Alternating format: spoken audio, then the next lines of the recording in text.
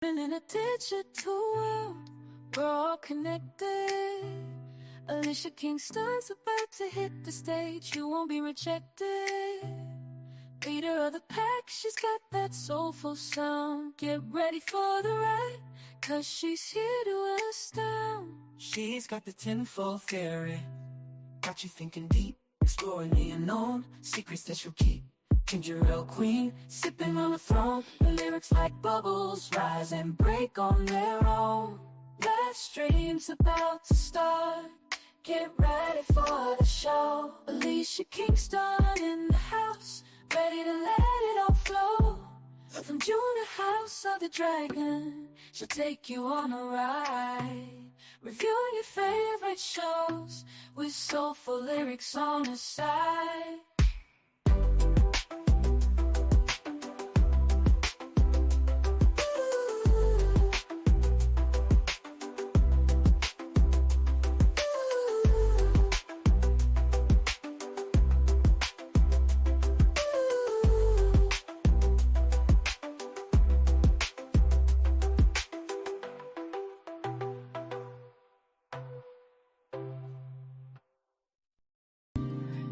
And here we are. Once again, folk. Once again. How are we? Tired. Joined today. Well, we're always tired. We don't get no rest. We don't get to get no rest around here. No. Absolutely not. There's work to be done, and we have to do it, sadly. But as you see, folks, we are joined here by the lovely Sphinx. Our sister's come to hang out with us again on another crazy show. I'm back. What's going on, Sphinxy? It's all good. Ready. Talk about the boys. My first time in a boys chat. Indeed, indeed. And we're happy to have you. So besides being tired, though, Meeksy, good sis, how are you? How are you now? I'm good. I'm good. Making it through? All right. Making it through. That's what we like to hear. That's what we like to hear. Y'all gonna have to keep tabs on the sound situation, because I can't hear myself, so I don't know if I'm going into the crackles or volume low or whatnot. So just let me know and I will try to make adjustments. We'll stay on top of it. Indeed. So again, fair warning, actually, storm warning, because there's a storm that is passing on the way, very close actually to where me and Meeks are, and both of our lights have been flickering over like the past 15 to 30 minutes or so. So if we end up blacking out, cross your fingers, hopefully we'll be able to come back. If not, then we may just have to reconvene and tap on an extra stream next week, and then do another one the week after. We're just gonna see how Mother Nature feels like treating us today. Yep. Indeed. And then also, I will be totally 100% honest, as I was telling the ladies backstage, while I did watch the full of episode 6, I was distracted because I was having to multitask and do some things, and my other electronics were not working as they should have. So I didn't get to take a whole lot of notes for Ep 6. But I saw enough to where I think we can definitely still talk about it. It was really only 90% the same scene, just different people. What? Oh, what's you good? It sounds like I'm hearing thunder. I can't tell. That's why I'm like, oh, is nay. it in my ears, or is it just like actually happening? I don't know. Oh man, I don't know. Well, welcome to the ride. We'll see how it goes. Daynard, what's going on? And yes, I do agree. These eps were good. Low nasty near the end. Low nasty, but they were good. They were good. My God, nastiness. Hello. I'm just gonna call you Solos, because I don't know how that whole thing goes together, and it's been a long work day. I'm tired. But hello, and thank you for coming through. Thank you for jumping in the chat and saying hi to us. We're happy to have you here. So, let's see, Sphinxy, since it is your first stream with us for the boys, we'll start with you first. How are you feeling about the beginning of Ep 5 here? So remind me what took place at the beginning, because it's been a while since I watched. It's been a few weeks. Okay. Huey first, didn't we? Or Huey's dad first? We checked in a little bit on Huey's dad, and they had a very cute family moment right before shit went left. And then before it went left, we cut in a little bit to Homelander. My note says Homelander is just edging closer to madness. And yeah, homie is, I don't know what exactly is affecting him. I feel like there's about 5 or 6 things that are affecting him all at the same time, and he just freezes. And Homelander doesn't freeze. You know, he's got a situation. Is this a midlife crisis when you live for like hundreds of years? Is this like what happens all of a sudden? You know, I don't even think he's been alive 100 years. I just think that he's realizing that he's not infinite. Yeah, he's not. He's got a regular human life. Mm-hmm. He's not as far as we know. Like, bro, you can die. Mm-hmm. I mean, like his dad is on ice, but that's because they want him on ice. They want to keep him around. His mom is well, I mean, she's kind of around still too, but she had an accident that she's not recovered from yet, and we don't know if she will ever fully recover. We'll have to see how that situation goes. But for him, but from everything that I've seen, I don't know, you guys can give me your thoughts on it. I don't think anybody's really trying to keep him around. Once Vought is actually able to find a full reason to get rid of him, I don't think there's going to be any put him on ice for later. Nah, he's just cut and gone. And I think he knows that. And that's a part of the reason why he's going into this fuck shit right now. They're going to drown him like a cat. Yeah, and I think he understands that he's done so much and gone so far. Like, they have no reason to try to keep him around. Like, once they can figure out a way to kill him, completely, ever can, like, nobody will hesitate to do it. Vought won't hesitate. The boys won't hesitate. Newman government, won't hesitate. Like, the government, anybody that out, his ass is going down because he's the fucking worst. Yeah. Public enemy number 1 on all sides, even on his own team. That's why you're trash. 100%. You shouldn't be trash. If you weren't trash, you wouldn't be in this predicament. Garbage. By fear. Like, everybody's just afraid that he'll just murder you like this whenever he fucking feels like it, because he can. Yeah. Nobody can stop him. Pretty much. I think. What's up, Chantal? Hey, Amy. Hey, y'all. I think Go ahead, Black Sphinx. Noir could give him a run for his money. I don't know about this Black Noir.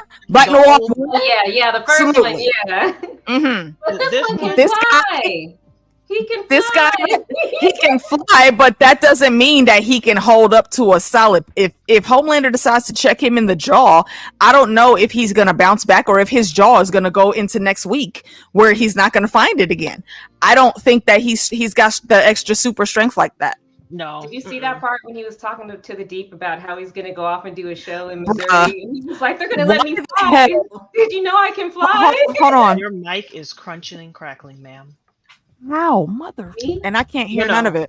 No, it's me. Like well, I'm going to mute and try to do some things. So go. Like, I don't know. Chat room, let me know how the sound is sounding to y'all too, please. So I can try to pinpoint what I need to adjust. Yeah, right. You don't hear anything? Okay. Sounds fine. Yeah. All right. Well, let me restart the mic, anyways. Hopefully, it works. Girl, her, because she'll start talking, and then all of a sudden it goes. I'm like, oh no, ma'am. I hear her 100%. See, I know. I hear you just fine. I can turn on YouTube and hear me. But her, for some reason, it's just like she'll start talking, and then all of a sudden it'll just get crackly, and it'll disappear. And then it'll when you're listening to YouTube, how does the sound come out? Can you check that real quick? Sorry, guys. Told you PC issues, and it's gonna be a minute before I can raise the capital to replace this. Testing. Saying you sound good. Testing, saying things more for Meeks so she can hear. Are you hearing any of the cracklings and? Nope, no crackling. Nothing. Okay. See, and I touched nothing. So yeah, I don't know. Okay, and Daynard said it sounds all right on his end If you too. do what I So tell you to do. That's what I was trying to do. I was like, you're lucky my mic is muted. So I did this. I'm like, you're lucky my mic is muted. why? What were you saying? I was like, you do what I tell you to do. Get that fun. Okay, see, okay, but that means I would have to have like something to produce to make people want to give those funds. No, you don't. No, you don't. No, you don't, ma'am. Oh, are you trying to feel like you need to make No, a you don't, ma'am. GoFundMe? Thank you. Come on. Some type of fundraiser I to asked her. get the Like laptop better replaced. equipment? I Like have better the equipment? info. I just have not been able Yes. to go through and get these things set up, ma'am. Yes. I'm sorry. I don't have the Energizer Bunny You don't side have effect that you Energizer do. Bunny. Okay? It's not my I'm gonna fault, fight you man. Every time you mention it. Okay, but then I'm going to be out of breath and I'm not even going to be able to argue or give my points across properly, okay? I can't move as fast as you do anymore, Meeks. Girl, I'm slowing down. I'm crunching and cracking. Ugh. I'm dying See? over here. I don't know. I'm sorry. Oh my gosh. But yeah, you're sounding a lot better. It's not making that noise anymore. Okay. So one pinpoint before we actually jump back to the beginning though. Deep, why this fool walks in here and is like, oh man, why didn't you come talk to me? Why the fuck would anybody come and talk to you, bro? Who are you? Who the fuck do you think you are? Yeah, he is so out of Man, touch. And there's, and you know what, let's just get his ass out the way, because he really made me mad this episode. Bruh, you really, see, he let Sage pump his head up. And for that one time that he was able to talk smack on Ashley, and she didn't know how to handle that correct, really, she was a little afraid. That really, that made his balls drop again. And he thought he could go around talking bullshit. And he came up on Colin one good time. I said, oh, bro, what you doing later? I mean, not a whole lot. Why? Well, your wife said I might be fucking your wife later, because like she sent me this message talking about, we can go deep sea muff diving. I mean, that means that like I'm gonna be down there all night, because like, I could breathe through her juices and all that other bullshit. Now, bro, young man, you thought for a hot second that you actually had this man in the traps. Bro looked at him, didn't even miss a beat. Like, okay, you know what, motherfucker, you can cut that bullshit right now, okay? My name ain't fucking Ashley, all right? You're not gonna come at me when none of this bullshit, because I will wreck shop. I'll put a fucking video together tonight. Right now, I can just text my people and have this shit on the fucking 8 o'clock news about your little 8-legged girlfriend from the ocean that's supposed to not be in the back of your closet. Deep change that shit up real quick. You wouldn't do that. Yes, the fuck I would. Try me, bitch. Try me, bitch. Is that they're so used to having the minimum amount of effort and skill. Hey, Helena. Maximum. So they think that they always have it figured out, even Homelander. Like, y'all are not as smart as you think you are. You're not as capable as you think you are, especially Homelander. Like, the Deep is not even in the qualifications of a toddler in this situation. Like, you can't even follow instructions, sir. I don't understand why he is on the team. Like, you literally are lacking in every the Deep. You are lacking in every area that they look to put somebody on the 7. Like, literally the only reason you're there for right now is because they need an ocean person. And thus far, I haven't seen any other water people.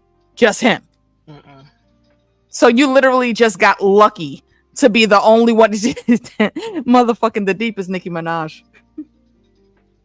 You happen to drop out at the time where there was no other female rappers really in the game. So that's hilarious. That's actually pretty hilarious. I said what I said. I've never been a Nicki fan. That is hilarious. I mean, he is pretty useless. He does have powers. Like, he does have physical strength. Like, and abilities. And abilities. Oh yeah, he could be great. But he can do things, but like he really doesn't do things aside from. But right, exactly. He's a child. Like, you're still a little like a 10-year-old out here running around saying, "Oh, hey, Dad, look at me," trying to impress Homelander every 5 fucking seconds. Like, bruh, you really let this man tell you that you're getting fat. What part of your body has ever been fat, my dude? Because you like eating junk food? you can afford to do that because your body burns those carbs like nothing. Eat your fucking go to the damn buffet every fucking day. It would not upset you. He's just too stupid to see that Homelander is just controlling him and being mean because he can be. But that's everybody. That's why I can't stand none of them. That's why I feel like Homelander is so obsessed with Starlight, because she looked him in the face and said, I don't give a fuck. And said, fuck you. He can't get past that because you have to multiple times. multiple times. In front of the masses, and did not give a fuck. Public is what's the worst part. And that's why he's drawn to Sage's energy, because Sage also was like, bruh, I don't give a fuck. Like, I didn't ask you to come here. I didn't ask for your fucking help. Like, I'm smart as fuck. And I'm not going to sit here and kiss your ass like everybody else does. I'm going to tell you the truth and how it really is. And he was like, yes. Like, that's what I need. I don't need a bunch of yes people. Yeah. You know what, though? Only handle it so much. Right. See, exactly. And that's it right there. And if you look, Homelander, he's literally just following the blueprint. That everything that he's doing with Sage now is the exact same shit that he did with Annie. Mm-hmm. You get her in there, you try to wrangle her under your thumb, make her do what she wants to do, you know, change up the outfit that she was never comfortable with, doing all this extra fuck shit. And then Annie was like, no, we just not gonna do that no more. If you don't, I will. I mean, okay, fine. And again, he pulled the Huey card, had her wrangle down for a little bit, and then Annie was like, nah, bro, again, fuck you. And then after that, what could he do? He literally had my girl up against the wall in the fucking elevator, cutting into her side, and she still looked at me like, I don't give a fuck. Mm-hmm. Go ahead. Me and I can't stop you. You can do it. Go ahead and fucking do it. I want you to do it. Like, don't sit here and threaten me. Mm-hmm. I don't have time. Yeah. You're gonna do it. Look, nuck if you buck. If not, then go the fuck away and let me do what the fuck I do. Exactly. Mm-hmm. Leave me alone. And that's why she's now one of his biggest opposers. Mm-hmm. Yep. Because everybody saw that she has a whole following now, like the Starlighters. She's got a whole fucking organization just based off of her persona and what she portrayed. Yeah, like even now, while Firecracker has been out here talking the bullshit, and yes, there are, and you know, we saw her home base is trash now. Sadly, but we do know that she got her people out, and that there are, I'm assuming, still moving in the background because it was still a good organization. Mm-hmm. So if you really, and shit like that happens all the time, sadly, we just don't see it reported here in our world. What's good, little bruv? Fandom D Saints in chat, y'all. What up, fandom? Hello. So it's just the whole thing with her right now and Firecracker, just I cannot wait until they can really go at it. I will say though, once we get to it, one note that I did absolutely make for Ep 6, she made a move that I did not expect her to move, and it's probably the smartest thing she's done, which kind of still says that her character ain't shit, but we'll get to that when we get there. We are still in episode 5. So, and again, go ahead, Sphinx. Sorry, just a question, because you guys, this is my first time in a boys chat, so I don't know what you guys have said so far about Firecracker, but what do you guys think about her? I don't think she's going to survive the season. Well, actually, no, correction. I have to amend that. I didn't think she was going to survive the season. She still may not. But season. She have a bit of a leg up right now. No, she doesn't. She proved herself useful at the end of episode 6. You can be useful all you wanted to Homelander. The moment he is sick and tired of you. Yeah. Honestly, it doesn't matter.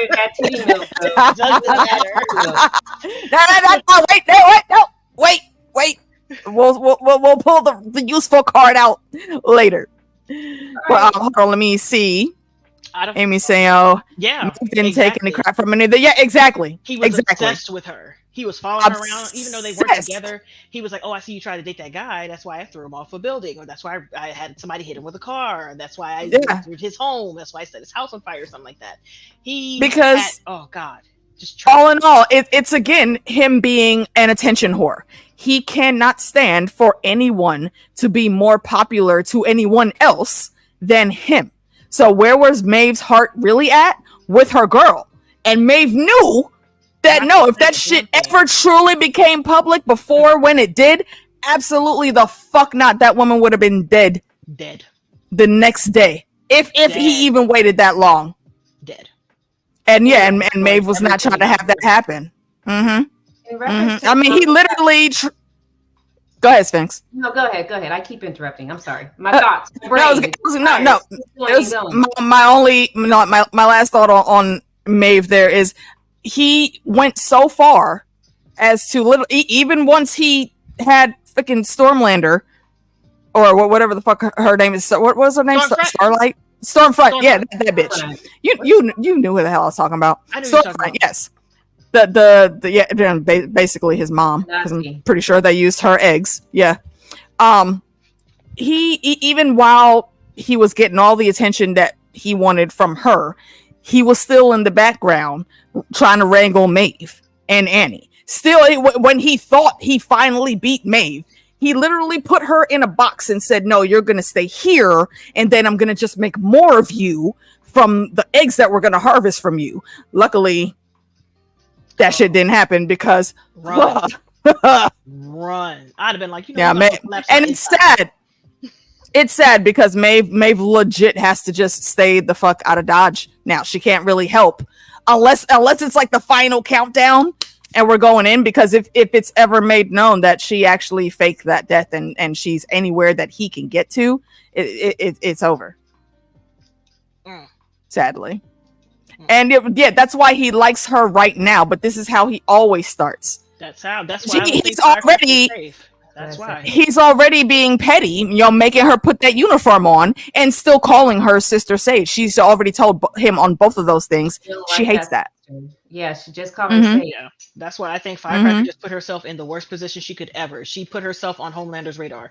You're always safe when you're not on the radar. Like, she was trying so hard. See, and this again, and I know it was sad because I know what was in the back of her head is really that same shit and the bullying that she had to go through as a child. And I understand that, but ma'am, this is why they told you. They straight looked at you. You came over there thinking that you were actually on the inside. No, you're not. You're here to fill a spot because there was an empty one. That's it. You might have some stuff now that we'll talk about next episode, but you're I feel like I think you're right. Yeah, I highly agree with you. Is she really just put a super target on her back? It's ridiculous. And not to mention that the only reason she's actually there is because Sage needed her to cause problems, not Homelander. Homelander didn't need her. Yeah. Sage was like, this is a person that could be temporarily good to get Annie out of her, off her pedestal, so that she's reachable again. Because right now she's not reachable, and I'm just like, dog, you are screwing yourself all the way up by aligning yourself with Homelander, and not just aligning with him, like trying to be important to him. Because anybody who is important to Homelander always gets hurt. Trying to be important. Trying to be important, period. Again, you're not really on the inner crew. Matter of fact, Black Noir said it correctly. Like, bro, look around. Deep, we're in here because they don't give a fuck about us. We don't matter in the grand scheme of things. We're not on the inside like that. And Deep, again, is still just so fucking delusional about his importance. He's idiot. And you. Norm was like, what big things are you doing? He was like, I got shit. Classified. Bro, it ain't shit about you classified, my dude. Come on. I'm more worried about the poor octopus that is in the back of the closet with the freaking bloom of algae in the water looking disgusting. She probably hasn't even been fed. I'm more worried about her than I am about Deep. So I don't give a fuck about Deep. She's begging for cleanliness and love. I mean, not season 7. I was about to say, wait, she's in the future and you didn't take us with you? Episode 7. Yeah. I watched it today before you text me about this. I wouldn't have watched it. I would have waited. So now I have inside information. Yes. I won't leak anything, but I'm just saying. Shit. I'm looking at you. Yes, atrocious. Yeah. Indeed. It's just this. So And we jump back to Huey and them having that very pretty family moment. And there was a lot of people who were thinking that maybe his mom still what was also just like a figment of his imagination or something. And I didn't subscribe to that, but I did think it was interesting. But we got like full confirmation, I think, between last episode and this episode that she's absolutely there. He's not there. He's not going through any type of weird psychosis. Yeah, but I felt bad for Huey because they were really happy that his dad was up and talking, and they were just like chatting. And then it got to the end, and she left to use the restroom, and I was like, one, is she gonna leave? But she didn't leave, and two, I noticed that he was like, "Oh, where'd your mom go?" And I was like, "She just left." And Huey marked it the exact same moment all of us did, and he was like, "Oh shit!" Like that went left really quick. He was like, "Oh, like, everything wasn't okay." Nope. Nope. That was my whole. And then again, nope. Yeah. See, and that's the thing, Huey was afraid of that happening. That's why he didn't do it. That's why he didn't do it. But again, bro, why are you not paying attention when you move with these things around you? Okay, you can't fucking roll around with a dragon in your pocket and just leave it somewhere. It's gonna be all right. If you needed come on, man, taking it with you, I would have took that thing with me. It'd be on my person at all times. How did you not notice it fell out of your pocket, my dude? That the shit that people reached in and got it, didn't it? She reached in and he shouldn't have left that shit anywhere. Yeah, saw him with it and just didn't. And she was like, "Oh, okay." Well, this is clearly he wanted to do because he was going to do it. She took the hint. She was like, "Okay." Not the banana. The feeling bougie. I love banana in my frosted flakes. It's so good. I'm good. Bananas trash. Oh, it's so good, you guys. Sorry, you guys. I don't like fruit in my cereal. You don't like bananas? Flavors. I was gonna say I don't hate bananas, but I don't want no fruits or anything in my cereal. I don't want chocolate in my cereal either. No, thank you. If I want it to be sweet, I'll put a little sugar in it. Other than that, I don't need any extra flavors. Exactly. It's weird. Exactly. Exactly. No, absolutely not. Ew. They turn my milk chocolate, and I don't like that. That's the best part is the chocolate milk after you eat the cereal. I'll drink the chocolate milk. I'll drink it. I'll drink the chocolate milk. I'll drink in a glass. If I'm cold, I will drink some hot cocoa in a cup. Over there. And it'll be nice and steamy with marshmallows. I don't want it in my cereal bowl. I don't want it in my cereal. Absolutely not. That's enough on me. Like the Fruity Pebbles, gag. I like Fruity Pebbles. We have big cereal differences. I love fucking Fruity Pebbles. Fruity Pebbles is actually my favorite cereal. Cocoa Puffs. I like Cinnamon Toast Crunch. I can't do Cinnamon Toast Crunch. I like. It shreds my roof of my mouth too bad. I like French Toast Crunch too. That also shreds the roof of my mouth really badly. So I can't. That sucks. Oh, yeah, that's not for me. I wasn't tough enough. I didn't. Okay, see, Daynard, you just gave us a whole ass tangent about cereal, my guy. Now we're talking about cereal and bananas and shit. Hey, Jake, what's up? Hey, y'all. Hey, Jake. Gavin, what's going on? But after we leave the hospital, don't we go see what After we leave the hospital, we jump over real quick to the Starlighters base, and Annie's walking through, and it's been ransacked and all types of graffiti everywhere, of course. But and we know that last episode she got all her people out and basically like maxed out and probably overdrove on that credit card that she gave to make sure that they got someplace safe. So, I mean, that's what's going on there. There's nothing much. I don't understand why she didn't put that under a fake name. Like, why? What in the hell was she thinking? If you were trying to do this and knowing you were going to get some people who had long arms and deep pockets, like, girl, you should have known better. That was stupid. That dumb. Did we already pass the part in the hospital where Huey's dad? Where shit really starts going left? No, not yet. That happens a little bit further into the episode. A little bit further. Yeah. I wasn't sure if we were going scene by scene or if we were going storyline by storyline. We do a mix of both. Yeah, it's however the convo flows, really. After we leave Starlight, after she's checked up on the base, Janine we get to see is has been suspended from school for fighting, and Monique is yelling at first of all, Monique, I need you to just like have all of the seats. She made me mad, and the reason she made me mad is because he's trying to sit there, have a conversation, make sure things can go right, and Janine had a point. Yeah, I mean, she lashed out like that a little bit because she actually kind of got that from you, bruv. So I understand, but it's still a situation you need to fix. However, Monique seems to be putting this all on him to fix. Like, no, bitch, you need to be doing what the fuck you're supposed to be doing too. What are you talking about with this conversation? You need to fix this now. What are you gonna do while he's at work then? Like, she's there in the home raising the child like, every day. And then exactly, you're on the absent parent. He's not absent, but you know what I mean. Like, he's not in the house every day, raising her and teaching her morals and lessons. But she's like, you need to fix this. I don't have time. I don't have time for either of this. I'm like, girl, if they just sat down and told Janine the truth, it wouldn't be a big deal. And that's what I would do at this point. I was like, I understand why they're hiding it. But you gotta understand that your dad is in some serious shit right now, okay? She's old enough. Exactly. I'm like, she's way old enough to know. Right? Your stepfather died because Homelander killed that bitch. He killed him. Yep. Set him up. Yep. Set him up. Do not sugarcoat that shit at all. That's the reason why we wanted to separate you in the first place, because you didn't want you around that. And look what happened. You need to get your shit together. You understand me? Because we don't have time to be dealing with all of this when we might have to leave because of what your dad's doing, because shit's getting real. I don't have time.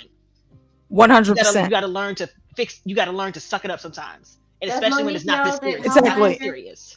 Shit. Does she know that I don't think she does. I don't even know if they've told her completely that he's dead yet. Yes, I think they might still missing, right? I know. No, I think they would have had to tell him that because they had his body identified on the news. They did have his body at the site. Yeah, that's right. Yeah. That's right. She got into a fight because one of the kids said that Homelander was a hero, and she's like, no, he's not. And I was like, you're right, he's not. But I'm like, girl, listen, you can't be going around. But you got to choose your battles. You got to choose your battles, little girl, okay? You have a lot of life. Why she beat up a boy? Listen, I'm not mad at her for doing that, but I'm just like, I'm not mad, right.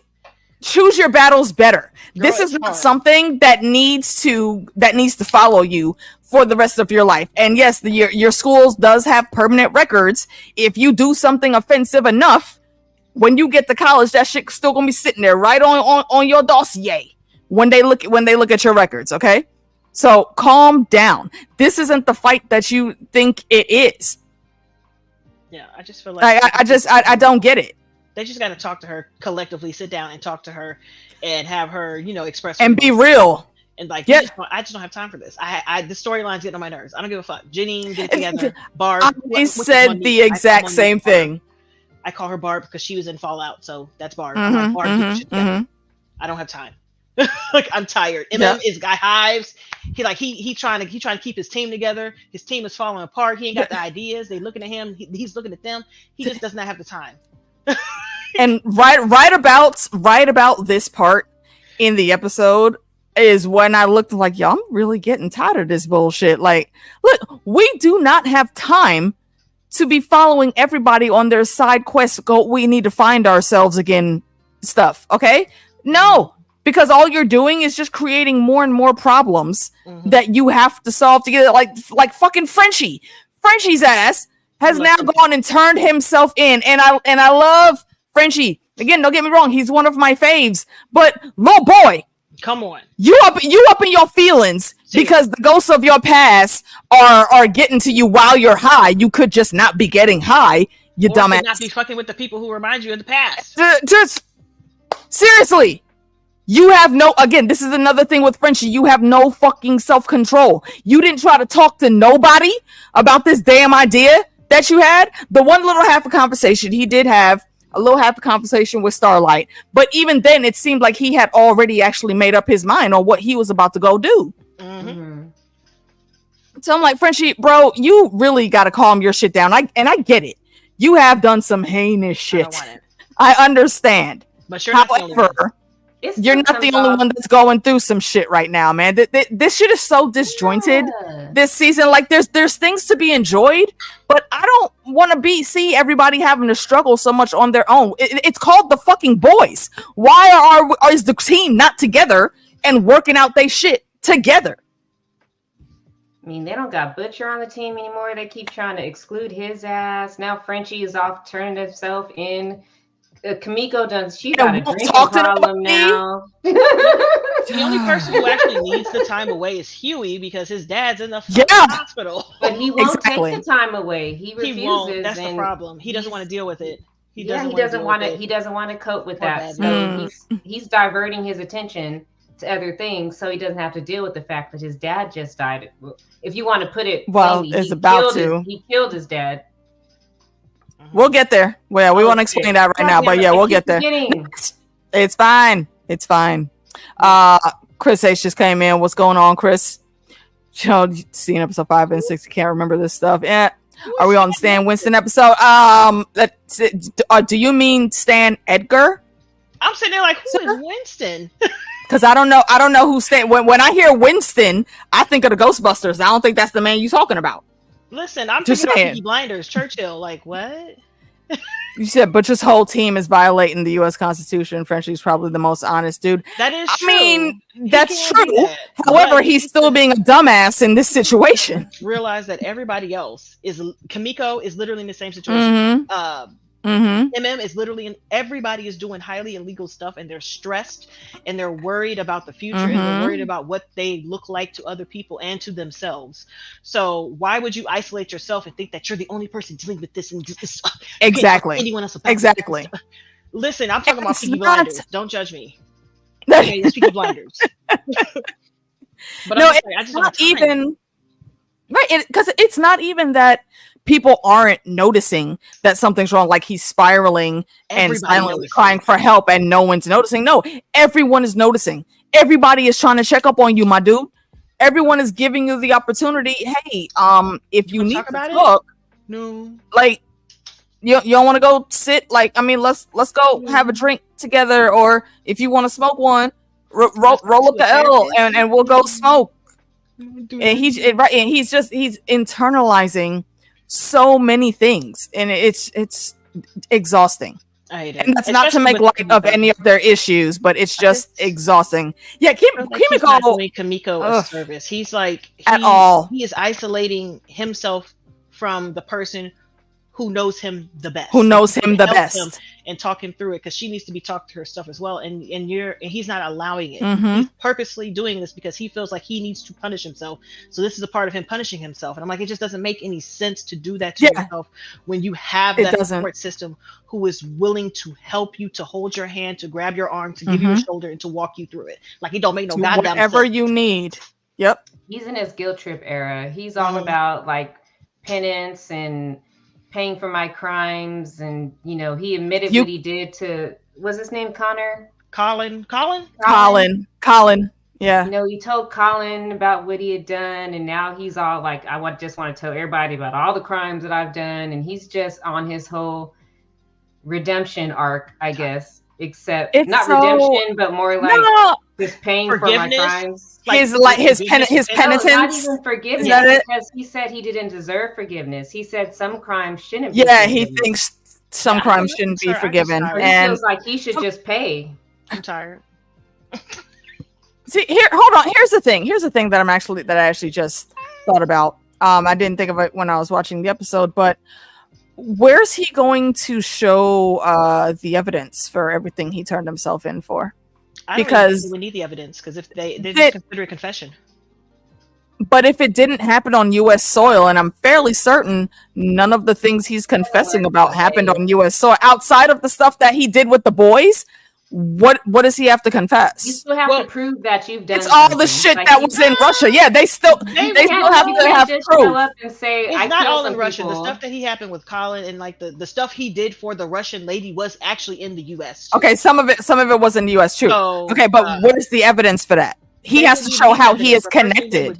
The first thing they would do is take your statement and be like, okay, you're turning yourself in. Good, sit in the jail, and then they will figure out all that other stuff. But you will be in the jail. You will be in the jail. Period. If you turned yourself in for something, they're not gonna be like, okay, this person said he did something. Well, he can go back outside while we try to figure out what's going on. No. You're gonna sit in the jail until we figure it out. So they were still in the process of trying. I don't agree with that, Meeks. But whatever. I don't think it works that way. I don't think they let you go. You can't just show up and just say I killed somebody. But jail is not prison. Those are two different things. No, they have.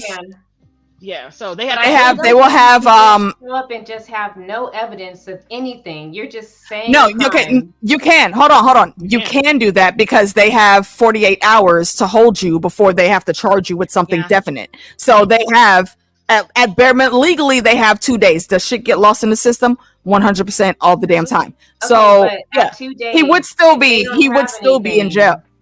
Legally, they're supposed to let him go, but that does unless he has someone that's actively outside acting for him, who is a lawyer, not like someone like CostumeCo or any of the other boys that are coming to just try to see him for visitation.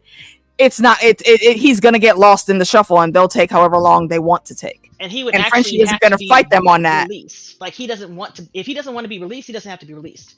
You can be released on your own recognizance if you agree to it. If not, then you can sit in jail. If not, you can sit there. And he is in the state of mind he's in now. He's going to just sit there. Like he doesn't even want to come out for visitation. He was only in there for like 2 or 3 days. He wasn't gone for long. Yeah. Mm-hmm.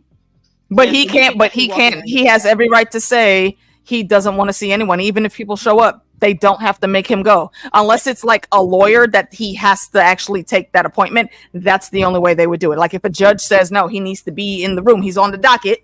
He go get him, put him up on the camera right now. That's the only way.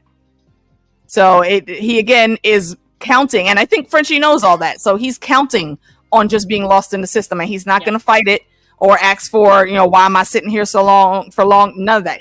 I think he would be happy right now with how he's thinking to just get lost in the system and be there, which is really again fucking sad and depressing. And it does it right and stupid because bro, you have skills that we need, my guy. And again, I'm not trying to make light of the thing that he's going through, but this is not helping anything. This is helping nothing. The team needs you. Like they're working on some serious shit. They need your expertise, high or not. He needs the team. He needs the team. That's his family. That's it. That's why he's trying so hard to separate himself from them, because those are the people that he can rely on, and he knows that. And he's like, no, I have to do myself. I can't. Here's the thing, though. Here's the thing. He's not. Once they really do start gaining some traction on the investigation that could happen, he is now not just turning himself in, but if he is giving these correct statements, and giving them any type of paper trail or any type of trail to follow, you're now putting everyone else on the team at jeopardy. Well, it depends on what he's because they can find things, and the moment, and I'm fairly certain that it's going to happen, or it could happen. I haven't watched ahead, so I don't know. But if anyone leaks to them that, like, they find out that Frenchie's in there on the vault side of things, they will then very easily be given. They'll quote unquote find a nice little gift package of evidence connecting them and showing everyone else who they already have on the books that they're looking for, and that's the whole thing shut down right there. It's like the only thing that would stop them would be not just him. Would be the CIA, but I don't know if they're officially with maybe the CIA anymore. I don't know if they're still officially with the CIA anymore. We haven't seen them. Yeah, we haven't seen Mother's Milk get fired, and I think they would absolutely tell him whether he's on the out or not. So yeah. Well, with the rest of this episode, with them doing what they're doing, I don't think so, because they wouldn't be able to pull Edgar out if they were. Yeah, right. That's exactly right. So let's move past the freaking little tidbit with Frenchie being baby Mother's Milk. And Butcher comes through and starts talking nonsense again, and then says, "Okay, wait, no." But it's still Butcher, and the way he says it's just always nonsense. It's never. You know what? I need you to get a presidential pardon, and Marvin looks at him like, "What? What? For? Like, you just asked me to, you might as well have just said to go find the freaking lost treasure map at the bottom of the Pacific Ocean in Mariana's Trench. Like, what the fuck is wrong with you, my dude? But of course, he calls it in. But did they do it? Well, yeah. All he had to do was call Grace. Isn't that her name? All Grace? he had to do was give him a good reason for him to even want to approach Grace. Want to do that, yeah. Like, hey, he did. So listen, there's this virus thing. And this virus that could kill soups. And but I can't like get to it though where it is. However, hold on, wait a minute. I know who could get it for us, but you just got to grab that presidential pardon real quick. We need and then we could roll up. And then just the look on the Mother's Milk. I don't remember what the actor's name is, but the face acting that he gives, especially when it comes to Butcher, and he just looks at him like, you motherfucker.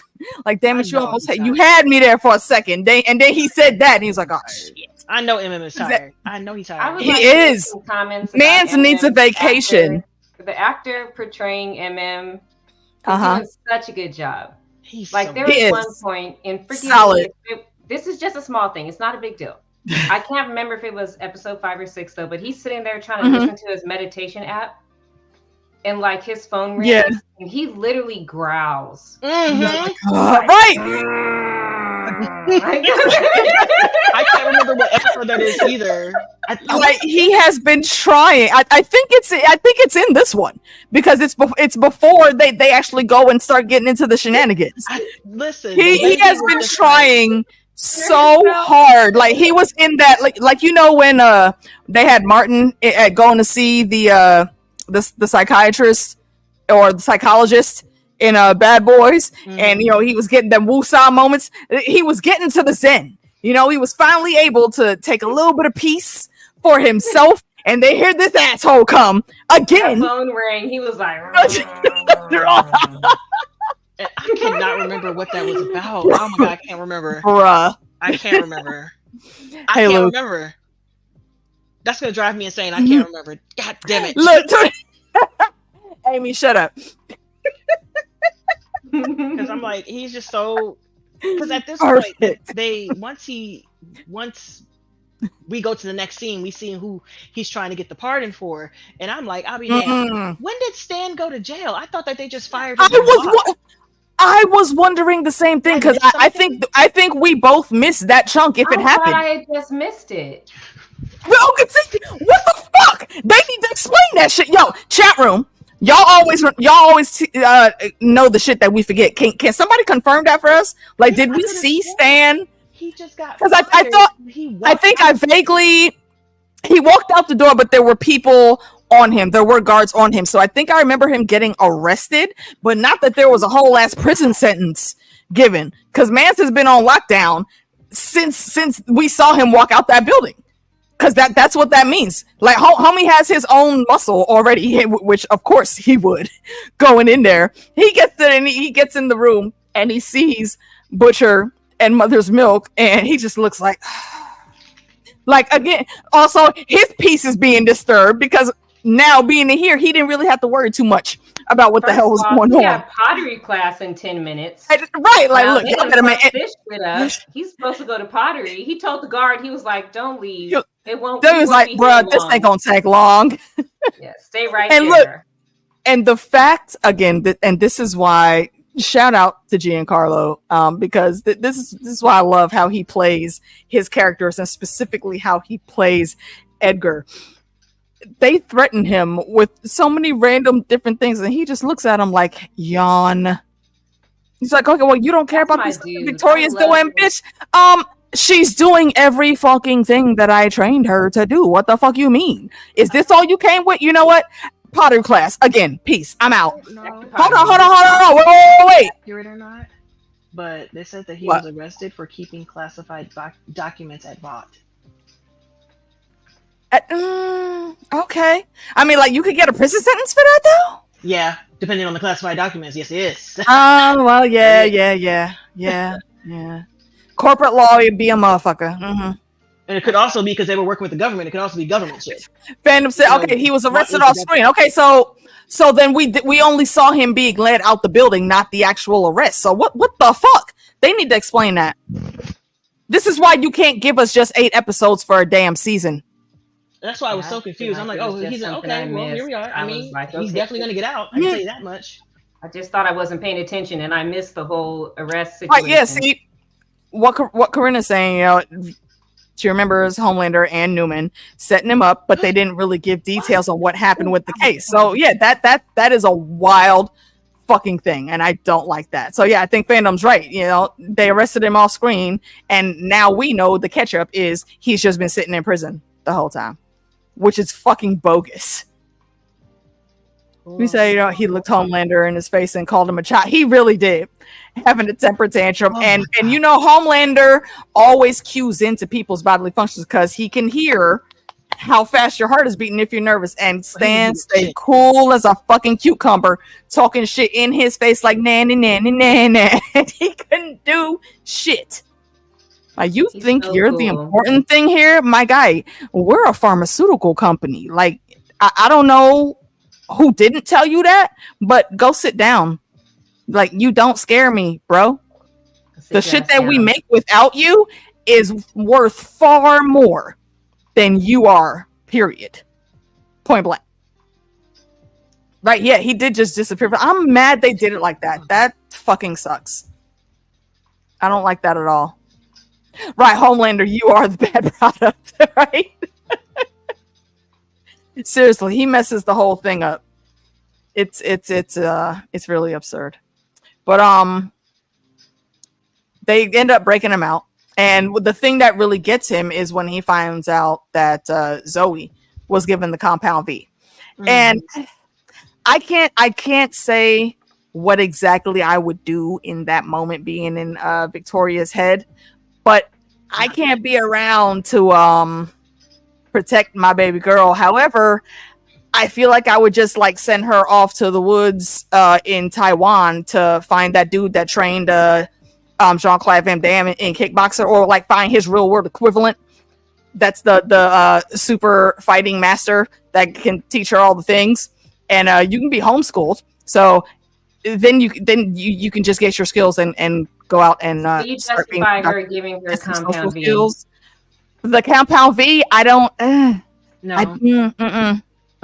But it also makes me worried because we don't know what their plan is as to the reason why with her. She felt like she had to have it for her to be safe for what's coming up. Like, exactly, what the fuck is coming up? Like, what were you planning on your own?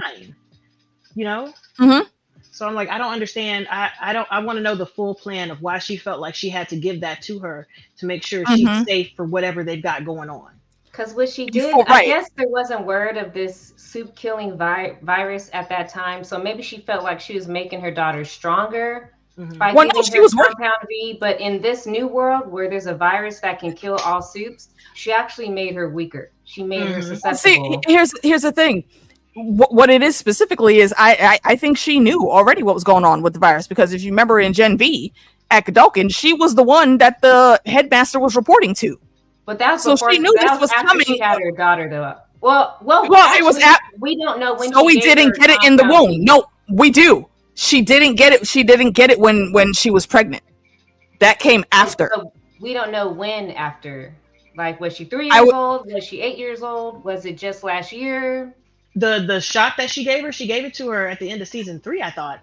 Yeah, it's very recent. It's very recent, yeah. And she was on the working. Bed, shot it up in her butt. Yeah. I think that she did that before she knew what they were working on at Godolkin.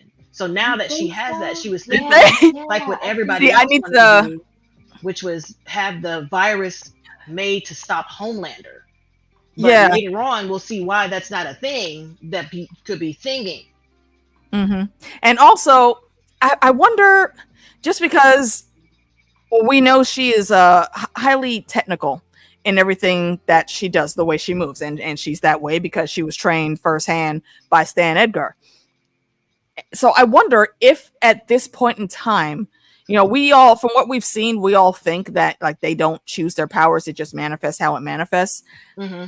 What are the odds, do you guys think, that she completely had that serum, that vial of Gen V, coded specifically for Zoe to give her very specific, extremely extra strong powers? Because baby girl didn't quit. She took a fucking hit from Kimiko and did not blink an eye. That says a lot. I think it's just like a roll of the dice, honestly, because you can't. Yeah, there's been no precedent so? that shows we that haven't you can seen anybody control saying, like, powers this is at the Gen all. V that gives No, that's what I'm saying.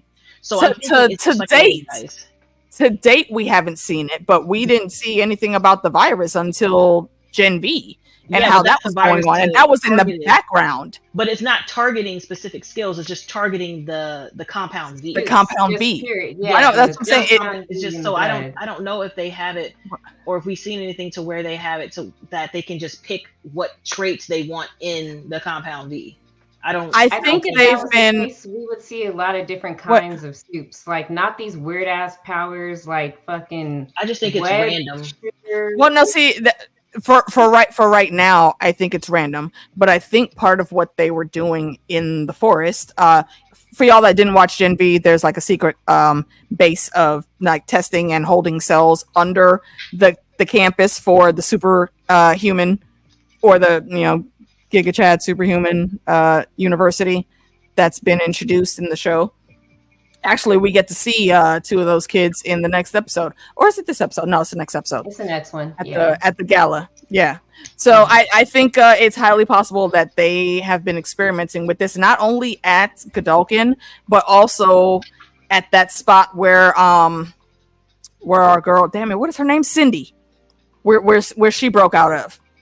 Yeah, I don't think so. Where Lamplighter is. I mean, I could be wrong. I'm spitballing random tinfoil. Nah, I just think it's random, because if that was the case, then they wouldn't need so many people to be tested through it, because they would have already had done the test themselves.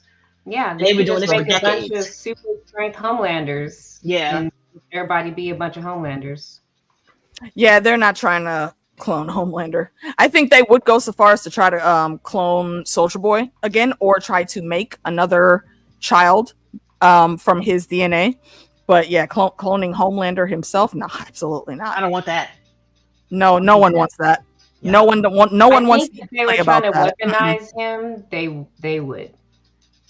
I don't think they do anybody but Homelander. They'd be like, go back to his dad, get that again. Like, we don't.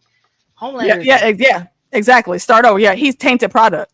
Yeah, he is tainted goods. It was enough. Ryan is enough because it was an accident. Is Soldier Boy fucked up? I mean, not Soldier Boy. Is Homelander fucked up because of growing up in a lab and being tested on like crazy? Does that make him crazy?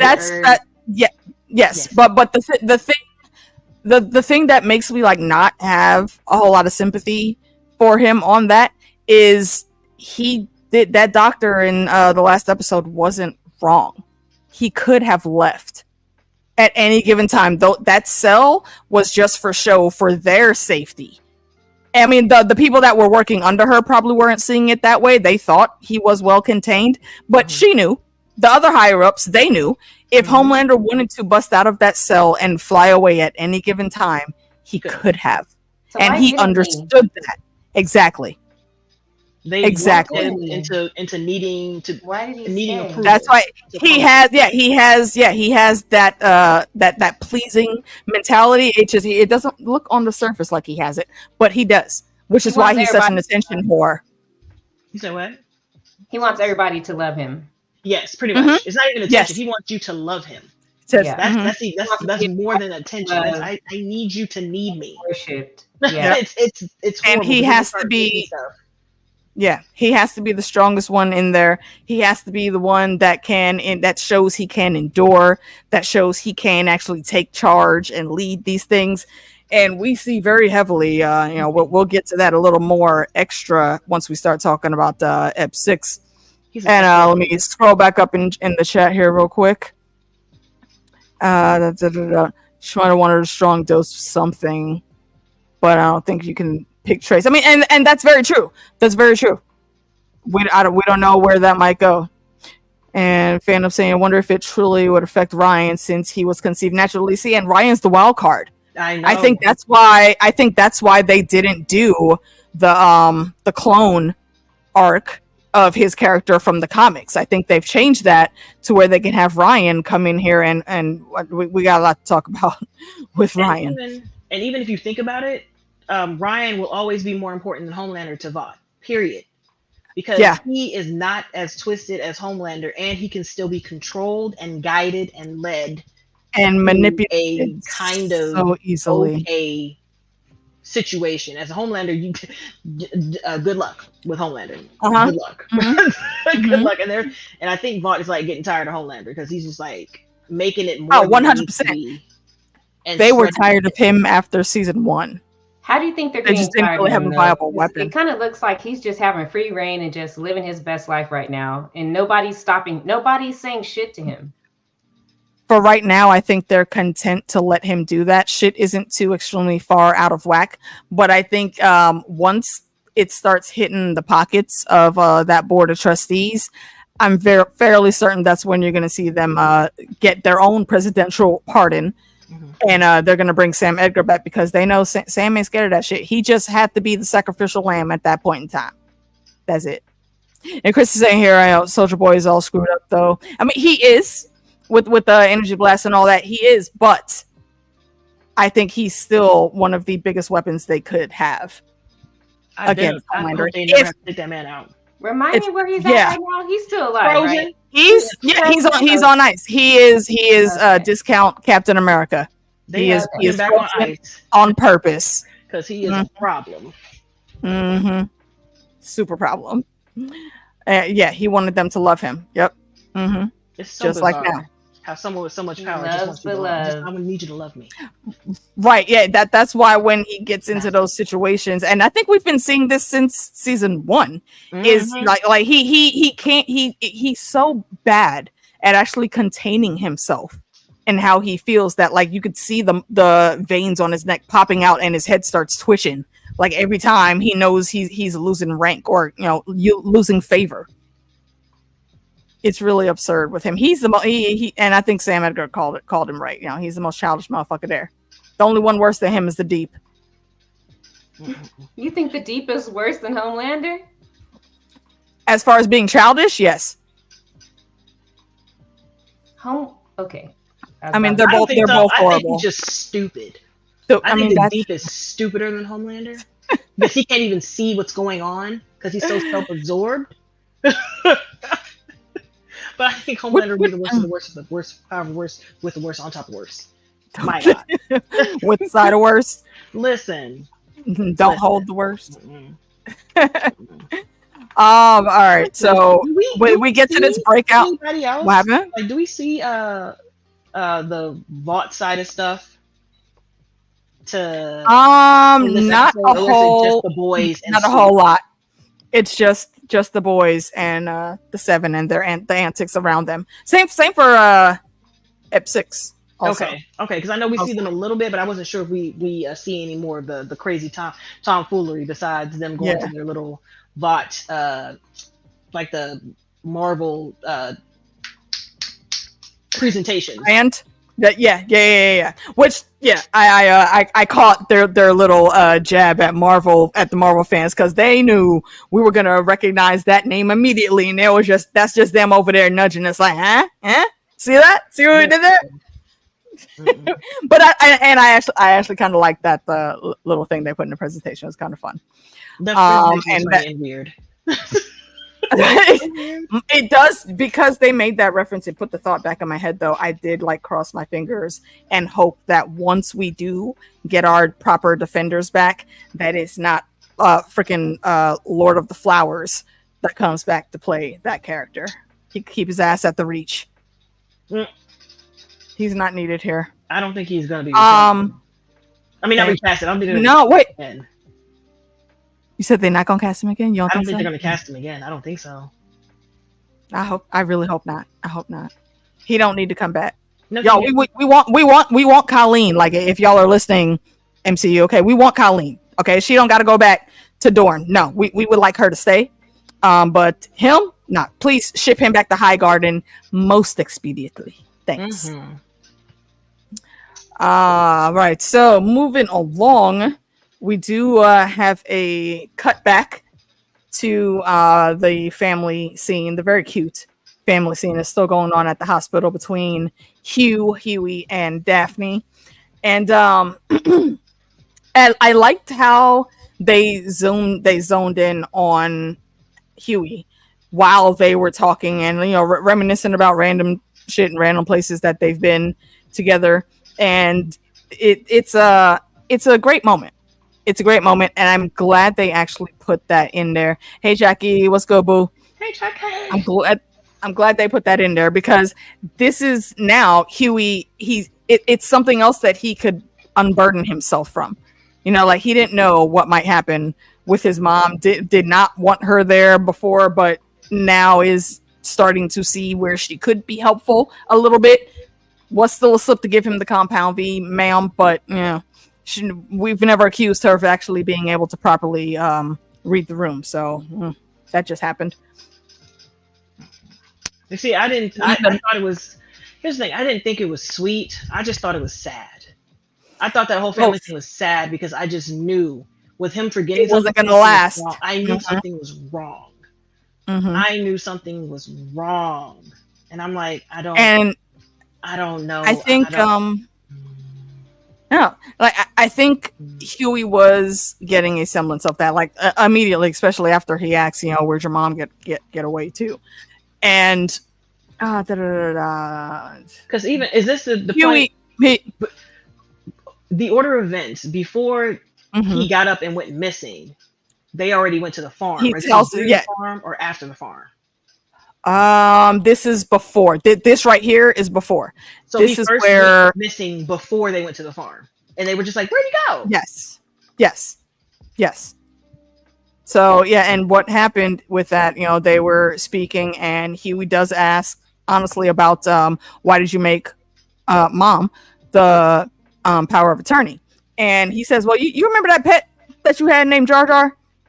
Well, I saw how sick he was. We all saw how sick he was. We took him to the vet, and it would have been better to just put him down and stop the suffering. And Huey would not let that happen. He would always pitch a tantrum or do something outlandish so the pet wasn't killed. So what ended up happening is that pet sadly died in horrific pain that could have been avoided if Huey could have let go. And his dad read the room correctly and said, yeah, okay. And that was a thing that a lot of us were theorizing on throughout the season because, Daphne came back in very early in the season.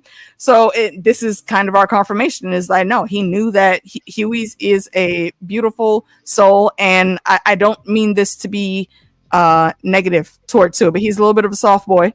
He's not built to handle these heavy, tough life questions, especially when it comes to his dad. He called that correctly. He was not going to let him go without exhausting every last possibility.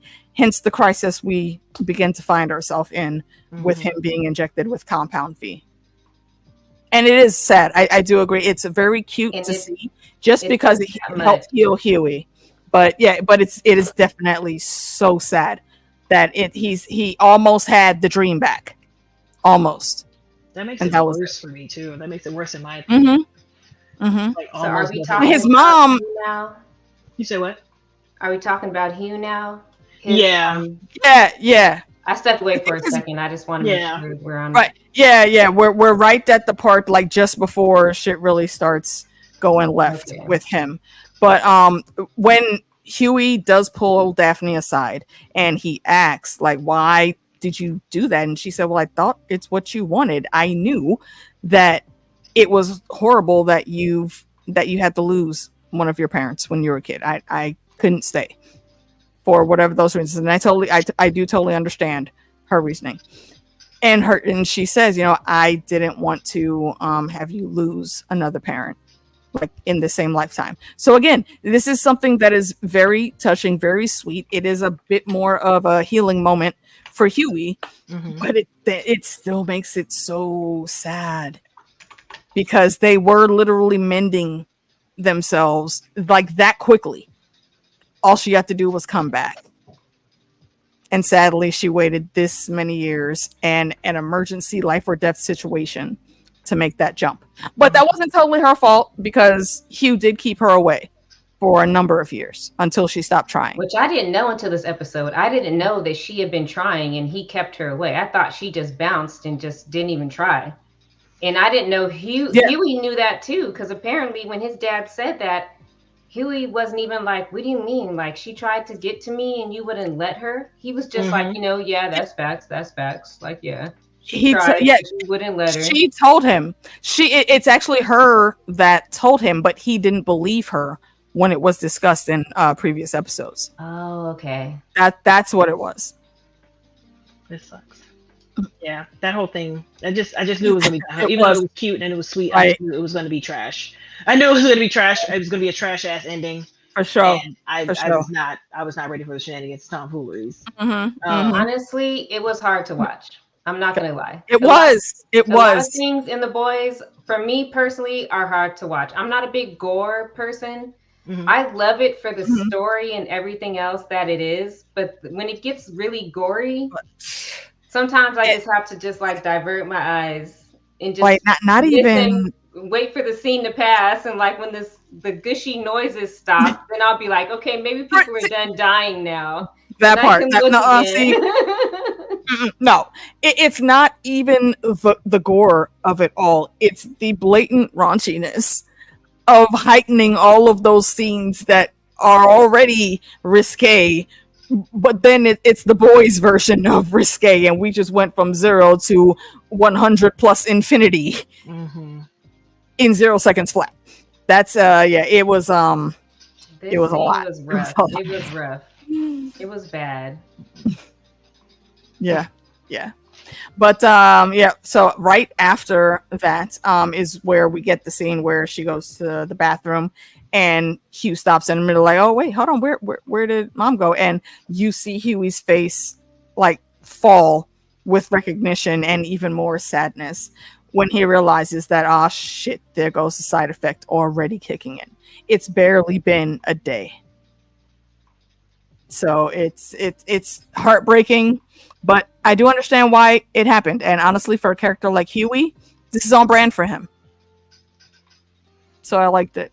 And this is where then we immediately jump back to the walk or ride to the farm. And in the last scene, we saw them all together. The man, Stan, said we need to go west.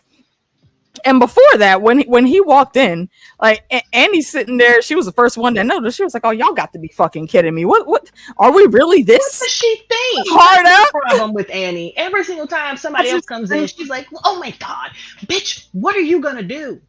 You already Annie. Ain't nobody talking to you no baby, more." What? No, hold on. Wait, let's talk. Let's talk to us.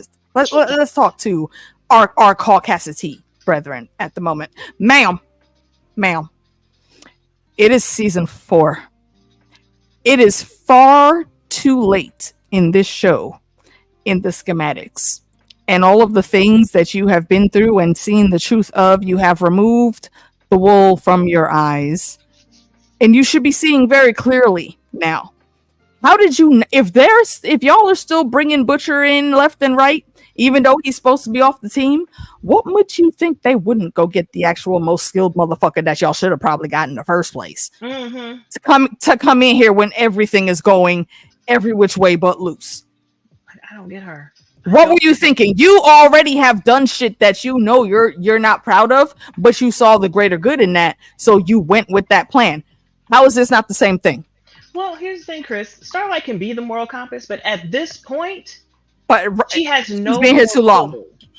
She has no more pull. What's her name? Sage pretty much effectively nailed her coffin shut with that secret abortion that she had.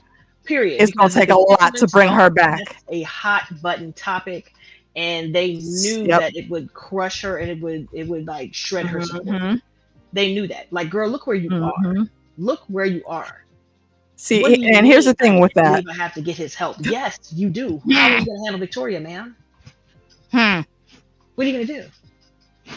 She can pop your head. What's going on with her powers, though? Right. I think it's I forget how did I put it last time we talked about this. It's tied to their emotions. Like if you remember the original and only, yes, that's me throwing shade. I said what I said. The original Charmed with the Halliwell sisters when it came out, all of their powers like actually speaking of that, shout out and RIP to the girl Shannon Doherty. I learned over the weekend that she passed from her long battle with cancer. So toast to you, ma'am. You will always be my Prue. You'll always be my 90210 girl. Y'all know about that. That's before. What was it, Brenda? Right, Yeah, right. That was yes, that was that was when we first got her on screen. That's when we first got Jason Priestley, Luke Perry, also R.I.P. Luke. Yeah, there were a lot of big name actors that really held their own in the 90s, coming from 90210 and Melrose Place. And Melrose that was Place, my show. exactly. Yeah. Yo, Melrose Place was like the low key older teen but young adult like the older soap opera that we all and we all fuck with that. I was 10 watching it. After they grew up, it was still too old for me. I was how old was I when that came out? When I remember watching it when I was still living in Dayton, and I'm pretty sure I was only in like 5th or 6th grade. Oh my god, that is disgusting. So yeah, I Googled Melrose Place and it says American TV show, and in parentheses it says classic. What do you mean? I mean, they not wrong though. They not wrong, Meeks. They not wrong. But what do you mean? No. She's talking about the classic part. We getting old out here, ma. What do you mean? 92 to 99. We got it. We got to accept it. I graduated high school in 98. Oh my god. We getting old out here, bruh. I was still in 8th grade. Okay, I hadn't gotten to high school yet. But I knew that I was watching it, and I should not have been. Because I probably shouldn't have been either. It was entertaining. You know what? 7, 8, 9 years old watching this. Wow. I kind of always consult one of my extended family that I go to. I used to go to church with, because I never remember the number, but me and her were born in the same year. Just she's early in the year, and I was in December. I'm fairly certain I've hit 43, and I'm gonna be 44 in December. So? I think, and this is look, honest AK, and I've already been in my cups for the stream, so that's how you know. No, drunks usually are telling the truth. I base it on my sisters. Because of Candace. Like, I know I'm 4 years older than my my youngest sister. And I'm 2 years older than Candace. So however old they are, I remember their age, and so that's how I remember my age. Is based off of them. And also, shout out to that girl, Candace, the North remembers. Northie remembers. I know. I wanted to have her on our last stream on my channel, but it was just so spoilery and everything. Like, she's just now reading Fire and Blood on Audible. Oh wow! Is she watching? Is she watching? Yeah, she's watching. I mean, okay. Well, send a Raven if she want to come through for the finale. I'm still putting that panel together, so. Please pass along my invite. Is the next one the finale? We have 3 episodes. Jesus Lord. Yeah. No, we have two fun potential guests coming on for the episode on Sunday. One of them you always see in the chat, and another you saw him with us last year when we went through season 1. Yeah, August 4th. Oh yeah, stay tuned for that. Yeah, so we have what do we have, like 3 episodes. More eps? Yeah. Okay, good.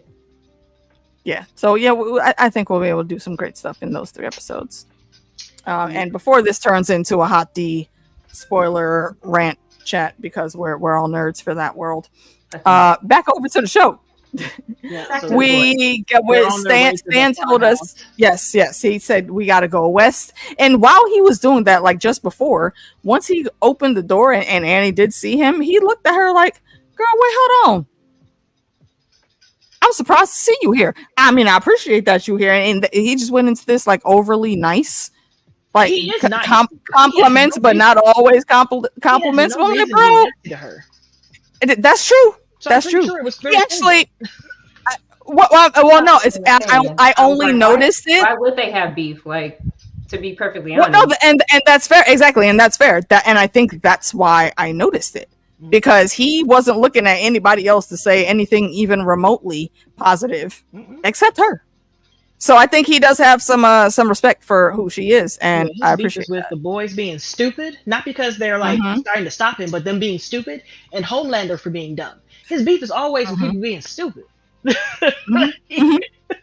Right, and he liked how Annie moved, and yeah, if she would have kept doing some things, I think that she let drop, she could have easily got past the nonsense with the firecracker. But anyway, they get to this thing, and I think he thought that because Victoria was definitely going to try to hide Zoe if she felt that she needed to keep her safe, this remote farmhouse that actually belongs to him and all that land, because that would be a very safe place and easily defensible if need be. I don't think that he was worried about Zoe at this. I think he was trying. They knew that she was up to something, and they knew that she was experimenting, and they were trying to figure out where the experiments were. Like, what was she doing? Not where Zoe was, because I think he. I thought. Oh, okay, I may have misheard that. Okay, yeah, I may have misheard that then. Yeah. Got you.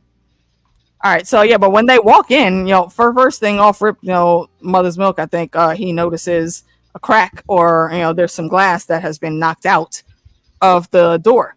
And just a sidebar on random AK facts, why the fuck are there doors, like entrance doors with windows and glass in them? That was just plastic. Even that is too absurd. You can get through all of that very easily. You're talking about like the front door, which is like a regular door? Is that what you're talking about? Right, those doors where you see like there's some type of random design in glass, like right in the middle of them, and to the sides. Yeah. If there's a foyer there, like that's a huge safety issue for me. Who's been looking at doors? Just saying. Someone's been looking at doors. It's expensive. Yeah. Well, no, I haven't been looking at them. I just know a lot of people that work at home. I've been looking at doors. People looking at doors. Yeah. I told you that, didn't I? Them shit. Yeah. Yes. I did forget. Apologies. But yeah. So again, they see something. There's a piece of chip glass that's missing. They automatically pull out the guns, as they should. They enter cautiously and move through the house. Pretty decent. I was expecting them to be all extra loud and doing dumb shit, but that didn't happen. And they followed the blood trail all the way down to the basement, where there was a mini lab that was in extreme amounts of disarray. A whole bunch of compound V vials were busted by the drain. Nothing was alive down there, with the exception of one bunny rabbit. And I'll give this a gold star for a cute moment, because Butcher sees the rabbit, he pulls out the Temp V IV drip that the bunny had and just lets the bunny scoot out the back door to go back to the forest and maybe try to find his bunny family. And Kimiko is the only one that sees him do this. And when he turns around, she just smiles at him like, all right, I see you right there, Butcher. And he just like, oh, that's like how, right, like how, and he gives her the look like, how dare you see me being nice and approve? I have a reputation in these streets, bitch. I'm a thug out here. Let me tell these people I got feelings. Meanwhile, the whole time I'm like, Butcher, kill that fucking bunny. It's juiced up with V. Like, why are you setting it free? I'm so glad I was not the only one thinking that, because I was like, wait a minute, hold on. It's very against his character too, because bro, you saw the bunny was hyped up on that Temp V. What were you thinking? If that would have been, I would have left that bitch sit right in that cave. Why did exactly? Mm-hmm. I would have left it right there too. I wouldn't even fuck with it. I don't know. Oh, it's a bunny. Lock. It's still in. I might have unhooked the V link just to not juice it up anymore, just in case we're gonna be sticking around. Yeah. And I don't want the rabbit to kill me or something. But it can stay in that. Yeah, that rabbit out that cage. Yeah, it's staying right there. No, thank you. No, thank you. Yep. And I think the best part about them going to the basement is that everybody was looking at Stan like, "What's going on?" He was like, "I am surprised." Like, bitch, like y'all, I don't know anymore. I have been. When I left. What the fuck? I have been in prison, sirs. What the fuck did y'all expect me to know about right? And this isn't his actual house where he stayed 24/7. This is just random place. Yeah, he said he hated that place. He never came there. So what was the alien thing that came out of the rabbit? Exactly. That was the tentacle. That's okay. Wait. Yeah, that's that. Well, see, I don't think that they moved exactly like the things that are in Zoe. What I did compare it to when I saw it, though, and we're skipping ahead a little bit. We will jump back just so you know. Any new folks that are shadow watching, we will get back to connect all these things. But I think he may have looked at that and been thinking about that random thing he's been feeling moving under his skin. The little wormy. I don't think he was thinking about Zoe. No. I mean the actual worms, because he feels them wiggling. Mm-hmm. He knows that they're about to do something, and he knows they're in him, but he doesn't know what the hell. He doesn't know what. Right, and God damn it. The cue in for that is, at the very, very beginning of this episode, actually, when they did the recap, he turned around and looked like, what the fuck happened here after he had fought Ezekiel. And by all rights, we were seeing him on the way to death's door. He was about to go say, what's up to Hades and have a picnic in Tartarus. But that didn't happen. And Mother Smoke asked him straight up, how did you actually survive that fight? And he completely dodges the question. Mm-hmm. But I think that this right here is what clued that in. What he's been feeling moving around his spine and like up under his eyelids and around his face and stuff. It's extremely gruesome. And I think he's putting it together that's probably going to be him. It gave me very much what was the girl name? Alyssa Farman vibes, or was it? No, it was Arya Targaryen when she hopped on the dragon and went to Old Valyria with the worms. That's the worst. Where's the lie though? Back and she was so fucked up. Mm-hmm. Right. Even reading about it gives me the cringies. I think once he saw that, that's when it clicked in his brain. Like, okay, that's what's going on. Actually, and I think those parasites are responsible for him seeing that Becca image, because the last time we saw it was around his spine. Your spine is connected at the top of your neck to the base of your brainstem. What do we see on his spine? What'd you say? Say that again. What did we see on his spine? That when they showed when he was in the shower and they showed the worm like moving around his spine. That I think was it making its way up and then into the brain to even more intensify. I missed that little tidbit. It's almost like they trying to tell us like, the cordyceps are real. Not the cordyceps. Okay. They are real. Yeah. And that's the scary part about The Last of Us. What they're saying. The Last of Us now? The cordyceps is a real thing. It's a fungi. It is. It's a fungus. Mm-hmm. Mm-hmm. Yeah, extremely disgusting. But as soon as they get down there, though, I did appreciate this fact. She let them simmer for a little bit, and everybody noticed then that they almost all at the same time started getting nosebleeds. And they look. I think somebody. I don't remember who it was that noticed it first. I think it may have been Starlight. But when she saw that and she went to this, she said, "Oh shit!" And just not even a second went by, and Victoria was walking in with her entourage. Yeah, she was like, "What the hell is happening? What did y'all do? What did you do?" Right, like how the fuck could you bring them here? But and he looks at her like, "Baby, you mad? Are you mad because I betrayed you? Did you know that I'm in prison because you betrayed me? Technically, he's not looking at it like that, but he was just bringing up the receipts to bring her back into her correct way of thinking. But more, he was like, "Did anybody tell you to do this shit to my rec room?" Girl, I did not approve these renovations. So I'm bro, wait, Who said that? Who said? I'm not mad at it. Right. That's it. That's okay. See, Amy, this is how I know we are all in the same age group. Because that is a hell of a 1-to-1 comparison. It's correct about what's going down. Correct. It's just like the freaking arc thing in Iron Man. It's huge, and they couldn't figure out how to make it small, but now we got the blueprint for the small. Yeah, but now that we have everybody in the room, everybody is confused on what the hell is happening and what the hell is going on. Yeah. And so Victoria has to fess up that she's been doing experiments on the Timothy virus down here, and she's like, "Well, what happened to the scientists?" And they were like, "What you mean? What happened to the scientists, girl? What'd you do to the scientists?" She's like, "I didn't do nothing to the scientists." So, did we see any human bodies? Not in this room. We saw until they left and went to the barn, and we saw one, and then they saw one, and then the chickens happened. Yeah, yo, the fucking crazy chickens. I don't understand. I don't understand. Yeah, random dumbass memory that just popped into my mind. Y'all know that age-old joke, why did the chicken cross the road? Well, one of my friends was picking me up for church one Sunday morning, and we were turning out of my complex to get back to the main road, and we saw an actual chicken crossing the road. And I'm not in a rural area.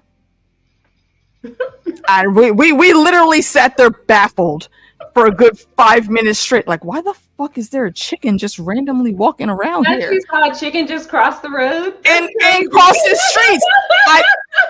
I swear to goodness, if I knew he was home, I'm fairly certain he's out of town right now. But I could call this man and he could tell you. Like, we both got to church. Like, y'all will never think to know what the fuck just happened to us on the way to church this morning. We just saw a chicken crossing the road.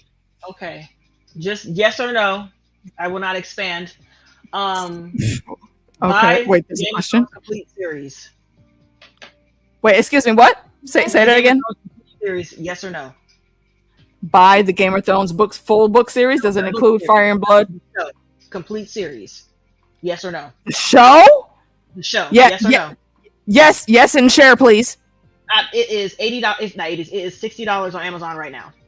Wait, what's happening? For the complete series. Wait, the complete series thus far, or I'm not talking about books. Everything. I'm not talking about books. Okay. I'm talking about the show. Okay. Yeah. I would say cop that. That's a very reasonable price, actually, for all those. Is it Blu-ray? Wait, is it Blu-ray? Okay, I was gonna say if it's DVD, then no, hard pass. But if it's Blu-ray, make sure it's the one with the extras. Series is $60 on Amazon. So I was like, Meeks, you haven't watched Game of Thrones? No, I watched. I don't own it. Oh, okay. I'm sorry. I was like, why is this a question? I'm sorry. Right. Amy said, why is that even a question? Hit buy now is basically what she's saying. Exactly. Like, wait, hold on. If you're not through the process yet, is it the one that has like all of the extras, including like the history and lores? Commentary, all that lore. Yeah, you need all that shit. That's what makes it worth it. Not just watching the show. But you can stream the show on. Look here. The thing is, they're taking stuff off streaming, which is why I was like, I need to start buying stuff because they're removing shit. I don't think they're going to take Thrones off. Listen, you'd be surprised. That's their biggest moneymaker. Bro, wait, hold on. Sphinx. They are already contemplating a reboot of the Harry Potter series on film. Already. Them kids ain't even in walkers and wheelchairs of old age yet. A reboot for real? It's basically I'm looking at it like it's basically they pulled a Charmed, where the original show ended greatly and very strongly, and now just barely a decade later they're rebooting it, and the premise was so fucking stupid. Y'all should have left that where it was. The Charm reboot, did you like that? Absolutely not. No, trash, hot garbage. It does not exist. Did you watch it? I gave it a fair chance. I watched 3 episodes, and I was pissed off about every fucking twist they tried to toss in as a gotcha moment. The writers mad that they made fun of her. Wait, who made fun of who? What are you talking about? Explain yourself, Jackie. And yes, they are trash. Literal hot garbage. You look that up in the encyclopedia. It's a picture of that fucking wallpaper for what they say is the new Charm show. Fuck them. But anyway, again, that I really just wanted to give that shout out to Shannon Doherty. My daughter was obsessed with Charmed. I was obsessed with 90210 when I was growing up. My daughter was obsessed with Charmed when she was growing up. So we both have a connection to Shannon Doherty, and it was a big, RIP situation. Bro, Charmed was so big that even now TNT is still running them morning marathons of like 4 back-to-back episodes. So yeah. Anywho's in. Yeah. Okay. You got it. Is it coming tomorrow? Was that your happy dance? Was that your happy dance? That was absolutely her happy dance. Yeah, because I have to start buying my DVDs again because I've been looking. I think I just wanted to watch something random, like I watched someone react to Bad Boys on YouTube. And I was like, oh, okay, let me go here and see if I can find Bad Boys. I had to go to like 5 different streaming platforms before I found it because everybody else was charging. I was like, are you kidding me? I'm not paying to watch a 20-year-old movie. So, okay, hold on. Yeah, next time you're in a pickle like that, text me. No, I'm not getting no illegal copies. Yeah. I need mine. I need my copy. I gotta have it. It's not illegal. My site is awesome. But I get it. No. I get it. Yeah. Harry Potter, yeah. Put it on my shelf. I gotta start buying DVDs again because they took it. Be doing that illegal shit? I don't, because of who I work for. Okay, see, hold on. See, we here at AK Watch Productions do not condone any form of piracy or any of that. Allegedly, though, however, I might have seen some things that probably came from some despicable places. Allegedly. I'll just wait. And allegedly. There's so many movies I haven't seen because I refuse. I refuse to go to the theater, and no. I'm going to give a shout out to Alex Rogers. If you like extremely wonderful campy commentary on those reality shows, then check Alex Rogers' channel out. He's awesome. And he made a song called Allegedly. Yeah. About the things he talks about. Not allegedly. So, allegedly. Okay. Yes, indeed. We got to get to this. I know it's a school light. No, we're not. Absolutely not. But we get down. We are in after all of that nonsense. The chickens have now attacked. Yeah, it's a problem. Wait. It started with the bull. It started once they saw that shit in the basement and they started walking up the path to the barn. The was before the bull. Was it? No, because where the chickens were, isn't that where they went back to hide? Or was that a different structure? I thought it was a different barn. I thought it was the chickens, and then they left that, and then they went down, and then they saw. Okay, it is different. Or like they saw the rabbit, or he saw the rabbit, and then the bull happened, and then the bull had the sheep. And then the bull went to charge again, but then the flying sheep menace decided to enter the chat, and them boys was not fucking around, and I do not subscribe to sentient animals that used to be extremely fluffy and cute turning into mad, ravenous, other type things. Killers coming through. No, absolutely not. Look, they turned Lamb Chop into a killing machine. Mary had a little lamb whose fleece was red with the blood of her enemy. Yes, 100%, 100%. And everybody, as soon as they saw that, they were like, "Oh, okay, fuck that shit," right? And they ran the hell into another structure where they had to close that door. Yes. And who do we find in the barn? None other but Victoria's baby daddy, and also the maker of this. The co-maker, I want to say. Farm Funhouse. Yeah, I think of the drugs. Other dude that was dead. Of the farmhouse. And then he had a nice explanation of what the hell happened. Mm-hmm. Like, while he was sitting there, with the only dead body. And then shit was happening, and somebody dropped something, and then something attacked, and it got out, and then the stuff seeped into the water. Like, how long did y'all let this? Like, how long did this site go black? And nobody went. Why did the emergency protocol alarms not go off? Why is any of this here happening a surprise to you? While it's a surprise to Stan, I get that. He's him and the boys. They all actually get a pass on this one. Victoria, your security again is shit. What the hell's wrong with you? I need you to not be making moves like your name is Allison Hightower. Like, okay, don't do this bullshit. You're better than this. I can't. So after he explains what the hell happened and how like he is trapped, he's like, we can't get out of here.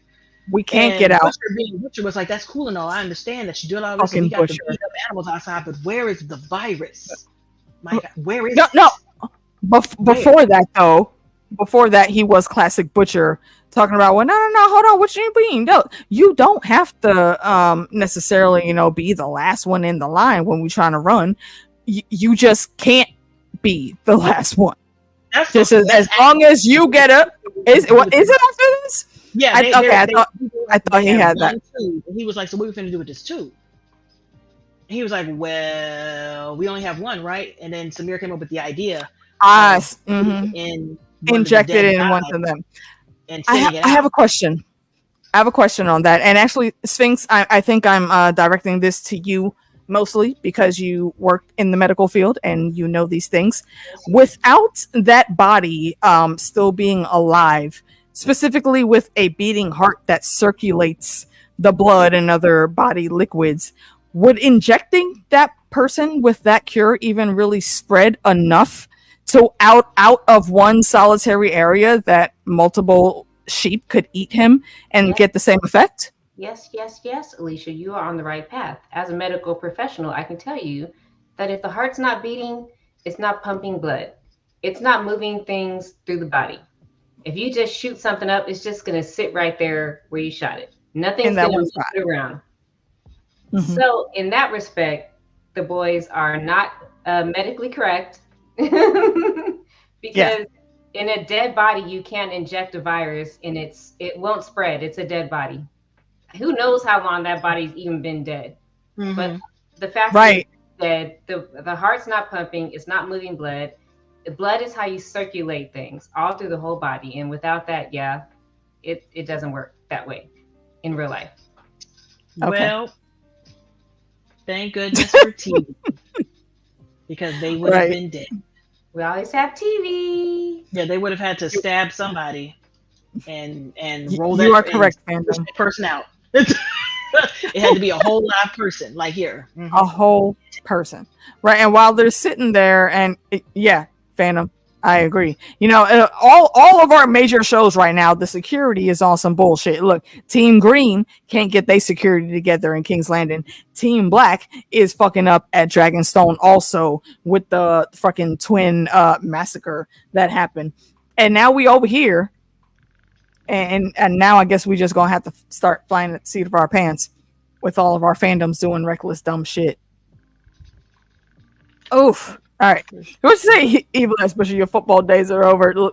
Yeah, we're about to come up on that. So we can actually push through and like consolidate all of the rest of the farm. They end up running from the Destructor sheep, who actually kind of low-key reminded me of the Death Claws in Fallout, because they don't give a fuck. They will just swoop in. They're horrible. They don't fly, but they're horrible. More like Far Cry honey badgers, because they don't give a fuck. The honey badger. Honey badgers didn't give a fuck. They were hardcore. You had to throw grenades and use rockets to kill these honey badgers in this game. That's what these sheep were like. They were coming. Sphinx. They were lifting people up and throwing things everywhere. I'm so sad for that. They were flying, bruh. Like what the fuck? Sphinx, do you remember that stream when we played the honey badger video? Yes, the honey badger don't give a fuck. Yeah, they don't give a fuck. The honey badger don't give a fuck. Honey badgers don't give a fuck. Literally, honey badgers don't give a fuck. Like they don't out here doing whatever. If they get bit by like the most poisonous snake there is, they will fall asleep for maybe a half a day and then pop back up like nothing happened and go hunting because they're hungry. I think the honey badger is the most powerful animal in existence. The honey badger is a fucking problem. Look, when the nukes go off, it's gonna be roaches and the honey badgers. Honey badgers, yeah. So and ants. Really crazy. And ants will survive. You know what? Daynard? Yes. 100%. That fits. And you know why they chose the honey badger? Because they were high when that decision was made. Just saying. The leader of their house is Professor Sprout. She's like the head herbologist at Hogwarts. They got the drugs. We did the quiz to find out which house I was a part of, and I was Harry Potter's house. Which one is it? Mm-hmm. I don't remember which one you were. Which one is Harry Potter's house? I know I was Gryffindor. Gryffindor. Yeah, I was Gryffindor because I'm so chivalrous and just such a good person. Yeah, I can't say you fly cockroaches. I can't. People don't understand. Yo. Don't understand. People don't understand. I saw a flying cockroach. I saw one and it was so big at my dad's house in the attic. Even just after surgery, I picked up my laptop and swooped everything in no orderly fashion at all and ran down the 2 flights of steps I had to get to the ground floor. And I said that there's a flying thing. I don't know if you can classify it as an insect, but it was big and I can't go back upstairs until it's gone. I was in the middle of a trivia set, a live stream when that happened. Yeah. Nope. No, can't do that. Can't do that. Yeah, that is just a ridiculousness on a whole other level. The other day, my daughter told me about a bug in the hallway. I was like, okay, go kill it. And then she just walked off. The next day, she was like, Mom, get that bug. I was like, is that the same bug from last night? Like, you didn't kill it? And she was like, no, but I think it's dead. It was so dead already. Ma'am. She wouldn't even... Baby Sphinx has been giving you a run for your money since she was like 5. You have no idea. This girl is 12 years old now. She's going to the 7th grade. She's crazy. Nope. We already old out here. Nope. We don't need no more reminders. Absolutely not. No. So yeah, we got to run through this so we can get to episode 6. And luckily, episode 6 really is very consolidated. There's not. Yeah, it is. Episode 6 is going to be one conversation. Yeah. Yes, indeed. Yeah.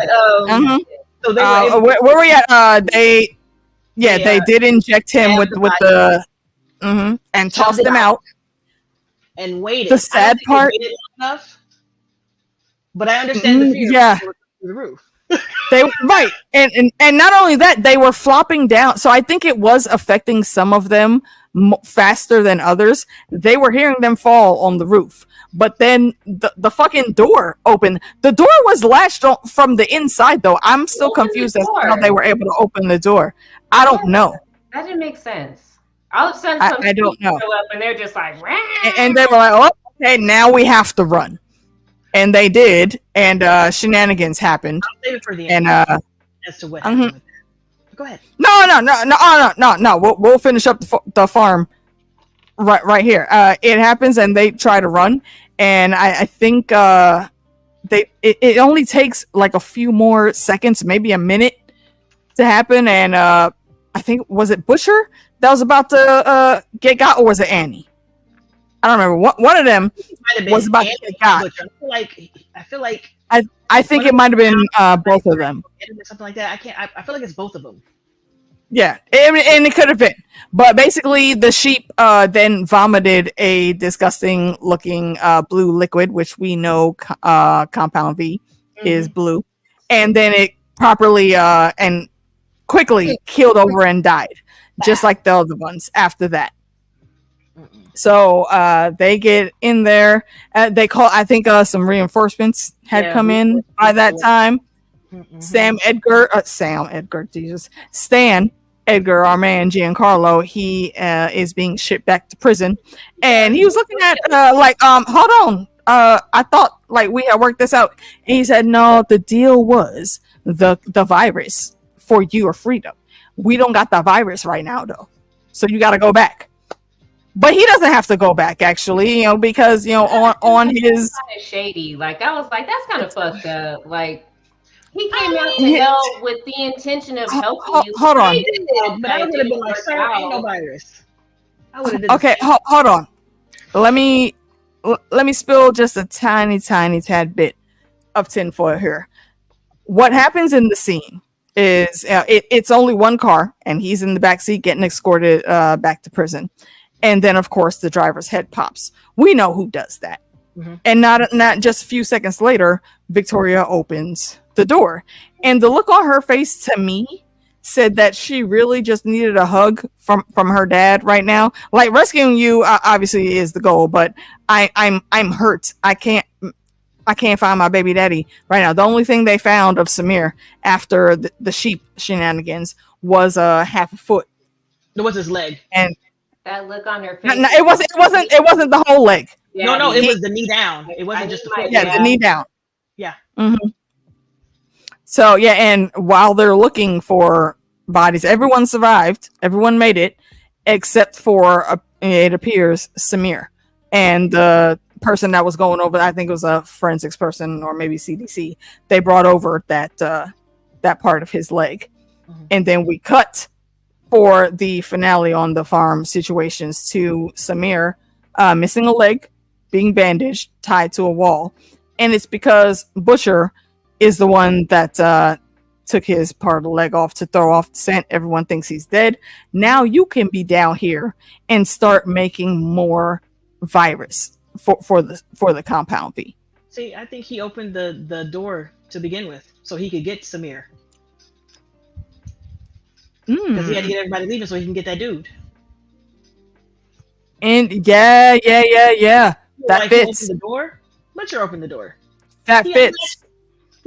He unlatched it to give like a freak out moment and have everybody panic so they can just run out the door while he snatched up Samir because he knew that he wanted to recreate that virus. Yeah, and he opened the side of the building he opened that on was right where like two of the murder sheeps were standing. So yeah, that fully fits. I do think it was him. And after that, again, she gets the leg. We see her break him out, and she is not okay either. This has taken a toll on her. Losing Samir again has taken a toll on her. So I don't know what's going to happen with them, but I am glad that our good Uncle Stan is back in the mix. I'm looking forward to seeing what he does. I know. I'm excited for that as well. But yeah, we gotta go back to the hospital. Right. Yes. So, real quick. After this, I think we get that little bit with Tech Night in it. No, Tech Night is the next episode. All of Tech Night is the next episode. We're not on the next episode. No, it can't be all of next episode. I didn't take any notes for Ep 6. So Tech Night starts here in Ep 5 when he's at the stage and he says like there's some random movie that is coming out for him with the Nirvana soundtrack and A-Train's movie. The Marvel thing or not? Yes. We see A-Train. This is where the trailer for his movie with Will Ferrell playing the coach is shown.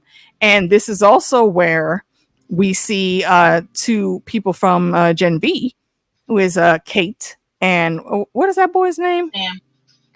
Sam. Yes. We see Kate and Sam, supposedly the saviors of Godalkin. Yeah, the Guardians of Godalkin, and they're promoting. They're promoting their movie that's about to come out. I think it's called Flipped. Yeah, where she's like, I'm a cheerleader and he's a nerd, and then we get flipped and we learn more about each other. I was like, oh my god, this vault shit. She says specifically flipped by a gypsy. Yes, for fuck's sake. Like, come on, man. The vault shit they just pump out, and I guess like the masses just like ingest this shit like crazy. Like they love it. They when they were at I think it was called V52 when they were announcing all the shit. Yeah, they're like, these are phases 7 through 49. It's crazy. Now there's a few side quests that come up after this show too, though. A-Train tells Ashley that, you know, Sage's getting close. She's suspecting some stuff. I seen her. She over there plotting with Colin, and she's like, "Damn it, okay, fine. I'll put something together to get you out." And I think he was right that he was kind of using his powers for good there, because they were about to find him, and I think Sage had picked up on that clue when they showed them talking for that brief moment, where she walked away like, okay. I feel like she knew. Sage always knew the A-Train was. I feel like she knew. And that was my thought too, and I'm wondering why she waited until like this moment to try to insinuate that. I don't know. So me and Sphinx are gonna look at each other because we've seen episode 7. I know. Yep. I know. I thank you. I thank you for not spoiling. I appreciate that. I'm probably gonna watch that right after we get off right now. If I had known about this stream, I promise you, I was watching episode 7 when you text me about the stream. And I was like, I can't turn it off. I'm already in it. I just gotta watch it. No, I have to watch mine for YouTube, so I'm gonna watch them. I get it. Definitely. So make sure you have okay. Mm-hmm. Ashley, being the person that she is, went ahead and set up a person, set up a man, set up that man. Because one, he embarrassed her because she was no longer his mom because she wasn't in charge, and he wanted somebody. That's right. In charge. He broke up with her. Like, I mean, like, I want a dom that's actually still a dom. What he said was, "Who told you to take your Bluetooth anal beads? Yeah, anal beads out, right? Put them back in now." And he was like, No, not really. No, I need somebody who's actually in charge, baby. He was living. I need somebody in charge to handle my Bluetooth anal beads. He was living his best Stan Edgar life, because she tried to come with the smoke, and he just straight curbed her like, nah, I'm out. Well, I mean, he lived it for a little bit, because that embarrassment was all it took. And A-Train being stuck, and she was like, I don't know what else to do. And she leaked it, especially because it was already on what's his name, it was the fish, the Deep's radar, because he was already poking with cameras. The fish. He was already poking around and messing with him, and all she had to do was mention something, and they found the leak. Ooh, they got the leak. Yep. And all of a sudden, the worst. And so Homelander, being Homelander, was like, hey, what I'm asking for you is loyalty. Okay, I need loyalty and royalty in my DNA. All right, you guys got to follow instructions. And if you stick with me, we'll be treated like gods. That's all you need to be. We're wrathful gods, and they're going to follow us, and they're going to heed our commands. And they brought in that poor man who didn't do nothing. And A-Train was looking at this man that didn't do nothing. And he was looking around, and he caught Sage's eye, and Sage was looking at him. And what you gonna do now? And they beat that man to death. And Homelander, before they started though, Homeland called him out first run. Yo, A-Train, I need to see some conviction, some give me that energy. That was the best part. And and he still sat there. Again, he ended up with having a little bit of blood spatter, I think, on his face. But he did not kill anyone. I appreciate that. I'm really loving A-Train's and I do. Of really, he is, Right, and they're doing it, I think, so well. It's not like, you know, he repents for like 10 minutes and then goes back to the nonsense. Guys, I'm afraid. Yeah, me too. The whole arc, I don't think it's going to end well for A-Train. No, but his life has been a target ever since he was on the 7. Either way, I'm like, either way, it would be good for him, because this would be his final like push into good. At this, he only has 2 points. He has he can either run away or he can die. Either way, those are the paths to his redemption: running away and do good for once, or just dying. He's choosing to stick around and try to fix it and make things right, which I appreciate. I do, but I just, in the grand scheme of things, I don't see him surviving. Honestly, and this is, I'm gonna go back like another episode because I meant to say it, but I didn't at the time. But when Huey's dad was going crazy all through the hospital and stuff, I really thought he was gonna kill his mom. I thought he was gonna kill both of them. I thought he was gonna get that mom for real, because he was like Daphne. I was like, oh shit. Yeah, right. He was like, Yeah, Daphne leaving. Yeah, he was like, right. He was like, well, why the fuck are you here? You left me, bitch. Bitch, you ruined my fucking life. And he's looking at adult Huey, who is trying to, you know, get him together. And he looks like who the fuck are you?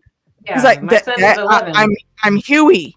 Yeah, no, my son's 11. Matter of fact, I need to go right now because I told him I would take him to the toy store. I'm sorry to rewind it way back to last. Oh no, that's not way back because we haven't even talked about that yet. That's not way back. Yeah, that's where we were headed anyway.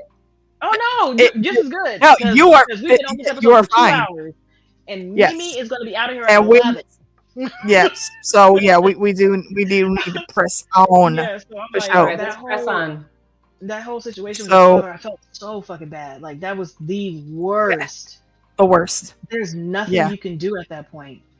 There's literally nothing 100%. He could do. Like, and when they explain it, it makes so much sense. Like he was brain dead. He was dead, and they gave him B, and it jump started his organs, but it did not repair the damage in his brain. Yes, it didn't repair his memory. He said when you give V to healthy people, it's crazy, but when you give it to brain dead people, who knows what you're gonna get? Who knows what you're getting? Yeah.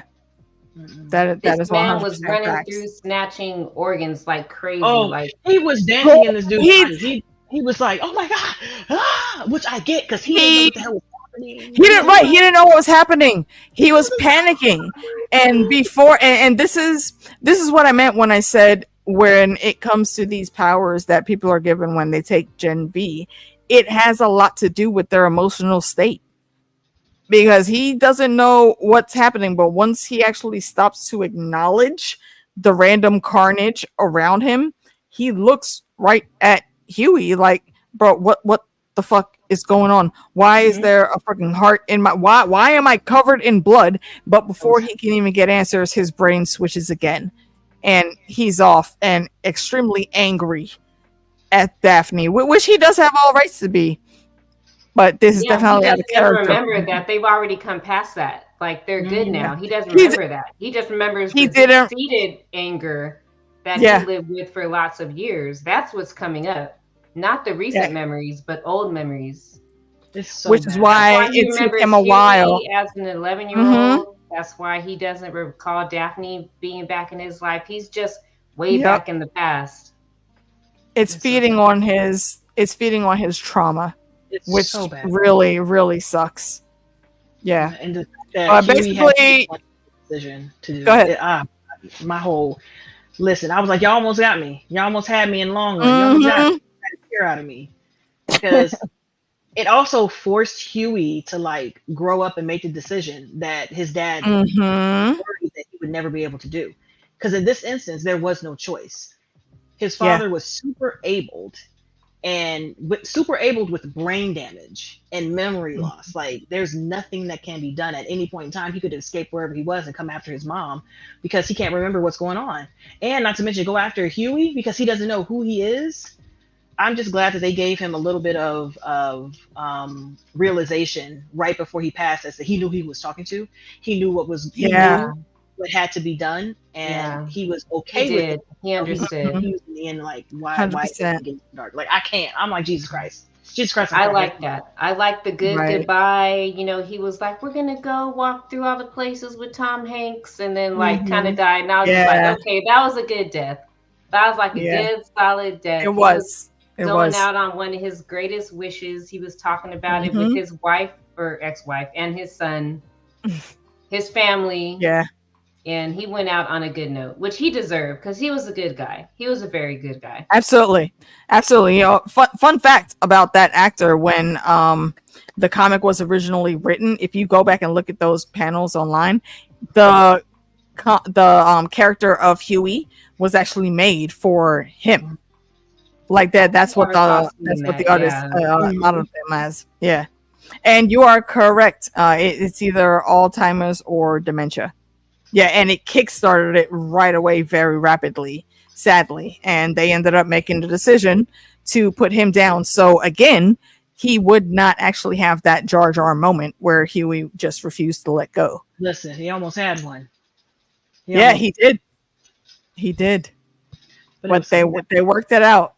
They worked it out. Huey went through a lot these 2 episodes. He went through a whole lot. Girl. Like, this was just the beginning. Him forcing himself, like in the beginning, he just got out of this to be like, oh, I gotta keep working, I gotta keep doing this, we gotta keep going. Already.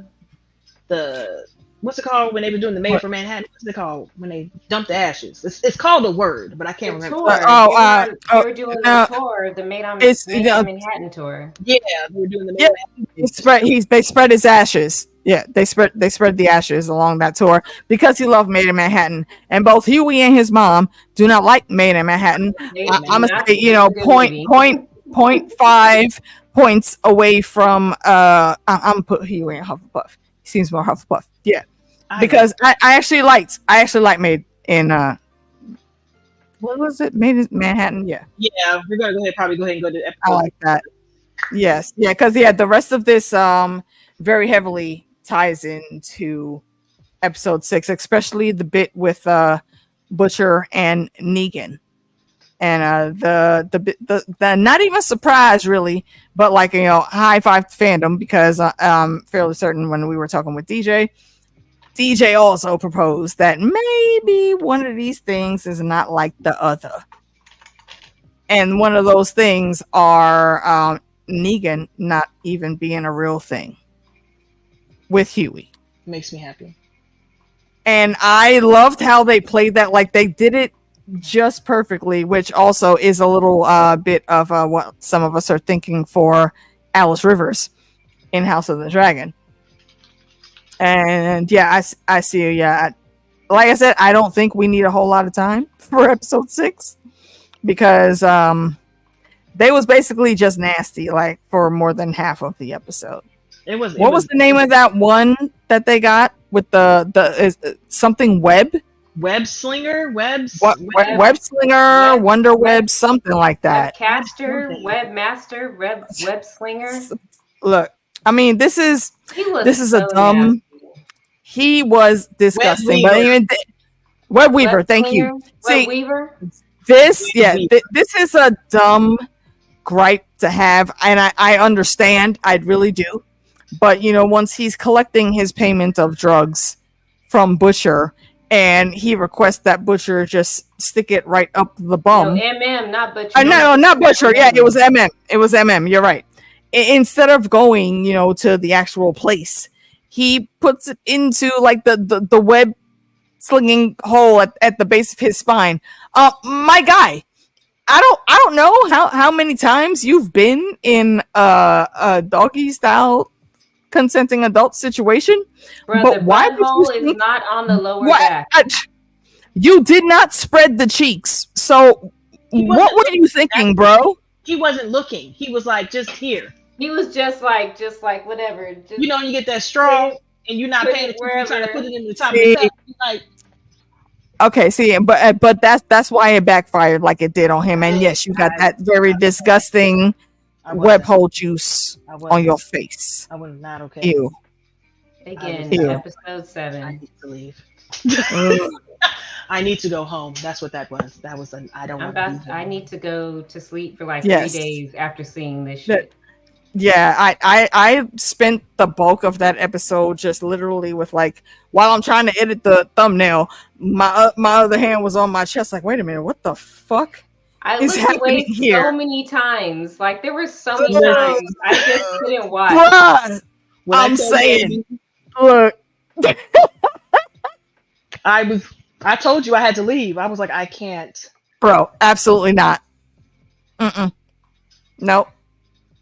Not even a little bit. Look, bruh, the fucking safe word. So supposedly they did all of this with this guy so they could steal his uniform and therein get access to the superhero rich Caucasian folk meeting that is happening at Tech Knight's house. And while Huey goes in, again, they should not have sent him.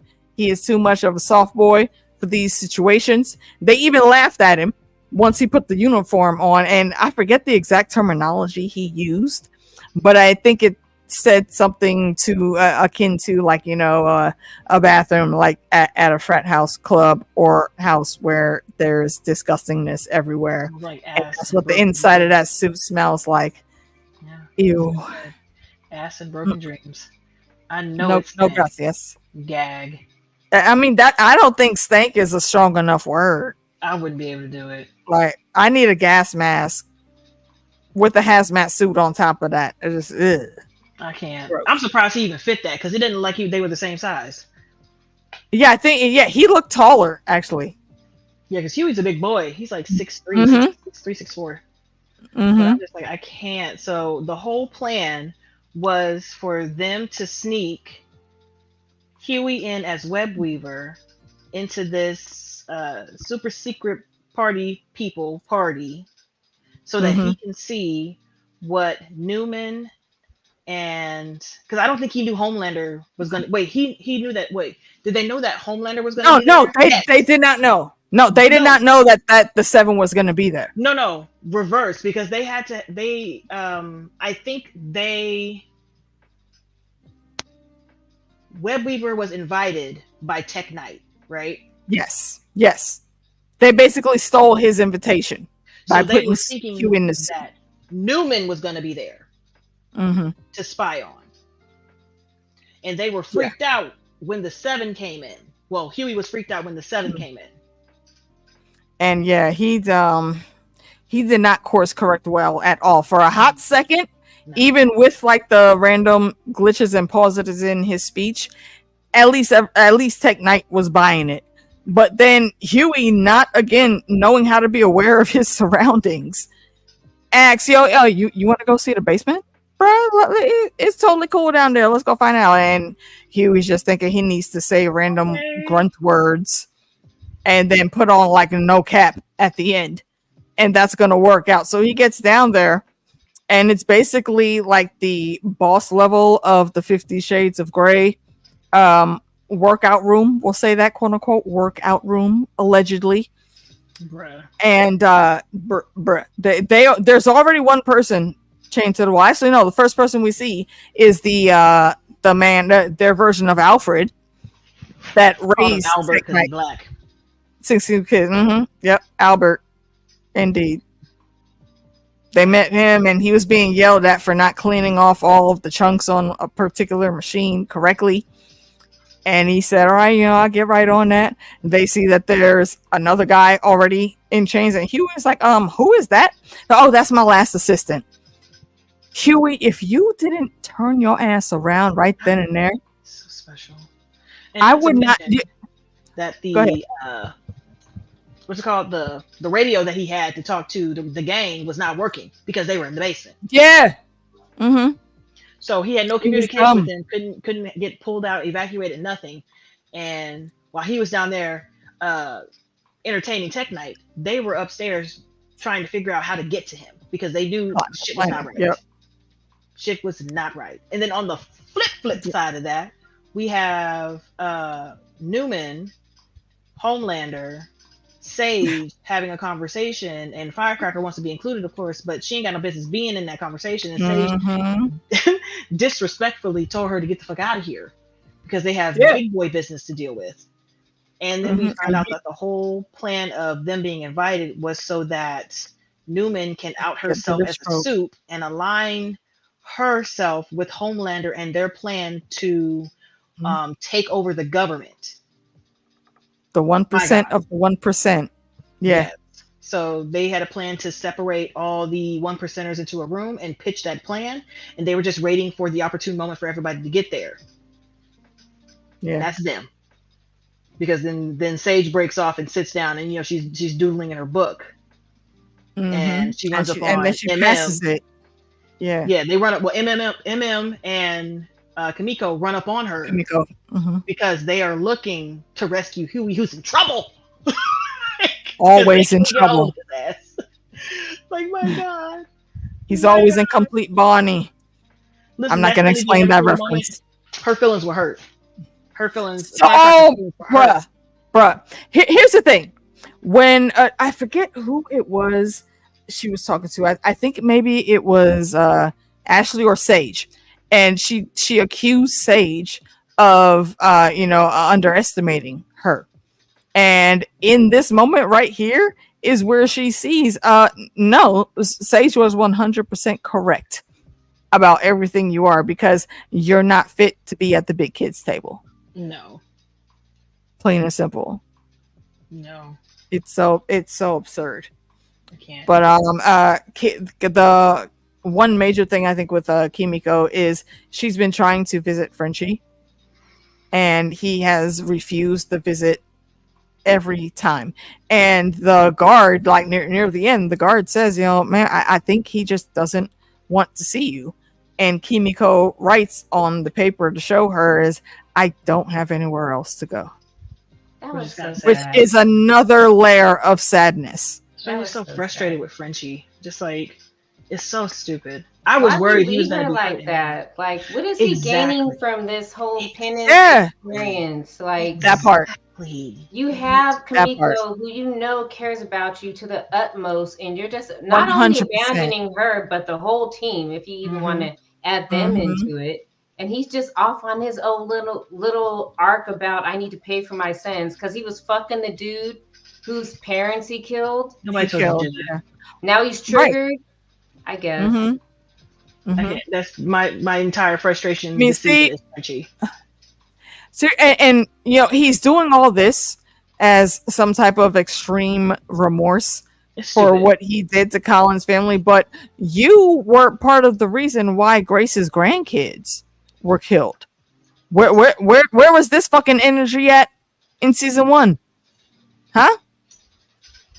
You needed just more bad shit to happen around you before you were able to repent or whatever it is you think you're doing. I just don't like that he felt like nobody else would be able to understand what he's going through. I'm like everybody, including MM, which is why he worked where he worked, because he was doing some foul shit. We found him in season 1 working with these kids because he got his ass into a sling messing with Butcher before, and he felt bad, so he was like, this is the way to fix it. Everybody's in the same position that you are. You're just late getting to the party. Mad at you. That's why they're a team, and that's why 100%. They all got together in the first place. Like, they're all connected by being just overall bad people that want to come together and do something greater than just being bad guys. It's all so of them. Great. He could talk to anybody. He could talk to MM. He could talk to Butcher. He could talk to Huey. Starlight Nico, even. Starlight. Yep. Starlight even tried to talk to him when she saw him with the rosary, and she tried to hit him with the Christian angle. Oh, I didn't know you were Catholic. Yeah. Yeah, she even tried to get close to him, but he's just all, no, I just have to go pay for my sins. I think it's stupid. I don't know. Me too. I don't buy it. No, I think it is too. I think it's dumb, and it took too long. Too many episodes. Way too long. Way too long. We only have 8. We spent 6 of them being sad. Breaking all of these characters down to their worst. To what end? He does. Frenchie wants to wallow in his own pain, and I'm like, you ain't got time for that. I mean, when it was revealed that he was gay, I was like, okay, so that's Frenchie's arc this season. He likes dudes. He liked dudes last season. Yes, right now, that's not new. I think Frenchie's always been bi. Yes, I just didn't recall that. I still don't remember that. Yeah, so because this was new to me. What's her name? Cherie? The girl that he called when he started feeling real guilty about Colin all the time. Yeah, I remember her. Had an overdose. Yep. And that's what happened with Lamplighter and Grace's grandkids, is that his friend had an overdose and he had to go get to his friend. And he left. He left the Black Ops to go get them. Kids to get killed, which is why he stopped working with Butcher in the first place. So this was season 1. Oh, so that's so long ago. I do not remember. Yeah, my memory is not fresh. It was a It was a menage. Indeed. I mean, it wasn't a big deal. I was like, okay, he likes the dude. Yeah, but I'm just like, listen, I don't care. Yeah, I thought that that was enough for his character this season. No, he got to be sad the whole season. To break up with Kimiko, like, they were like, we're not going to be anything, it's blah, blah, blah. And then he had to, like, go also and turn himself in for his crimes. I was just like, this is too much. It is. Way too much. It is. Way too much. It's bad enough. Literally, it's bad enough that you're fucking the dude whose family you killed. And you did that yourself. Like, nobody forced you. You knew. No self-control. Right? And his homegirl called him out on that shit. Like, bro, you cannot do these fucking things. What is it you called me for? You expect me to, like, make you feel better about this dumb shit that you did? You keep collecting. What do you think he's going to say to you? Yeah, you can't do that. You cannot. Because you're going to end up being the one that is forever broken. Stop it. Like, it's so stupid. Nope. It's so damn dumb. But he's missing. Public service announcement. Is out here struggling for her life because she done dropped her damn phone, so she can't talk to nobody. Nobody else knows sign language except for Frenchie.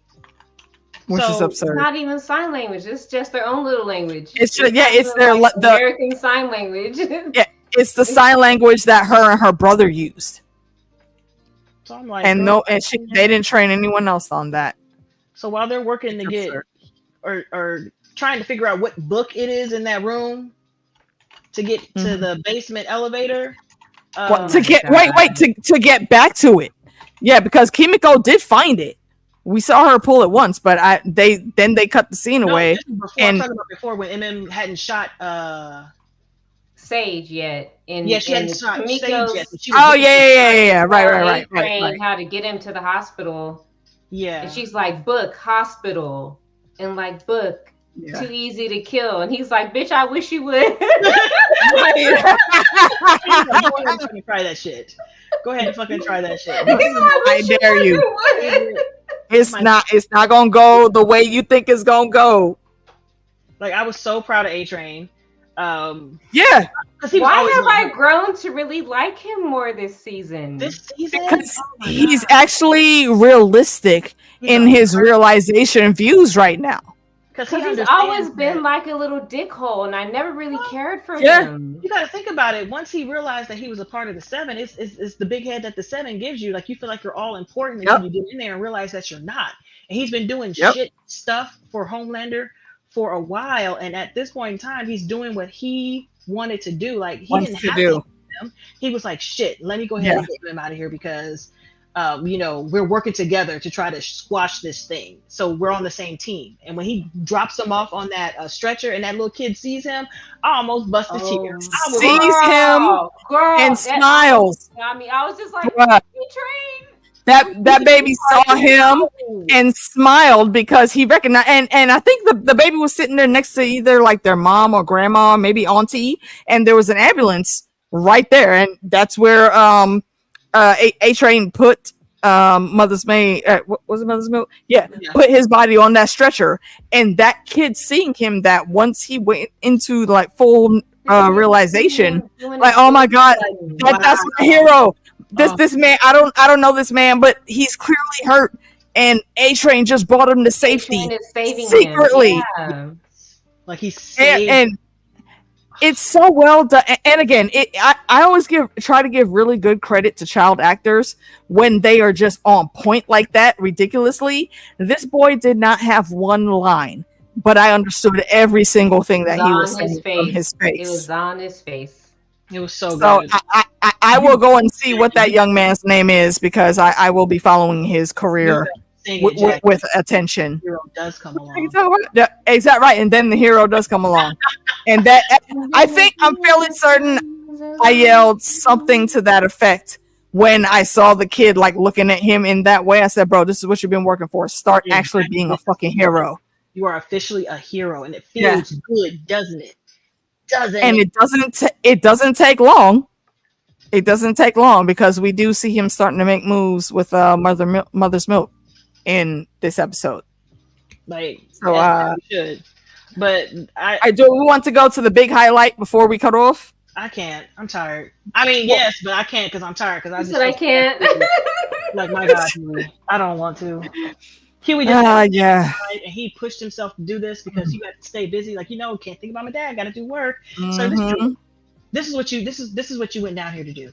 This is how you let this keep going left. Sexually assaulted, because that's what that was. The whole scene was sexual assault. It was left and to the right, and then Ashley. What are we talking about? All of this. All of it surrounding Huey. Poor baby soft boy was not ready to take on the web weaver persona because coming down there and then knowing that the texture of icing on the German chocolate cake is a thing.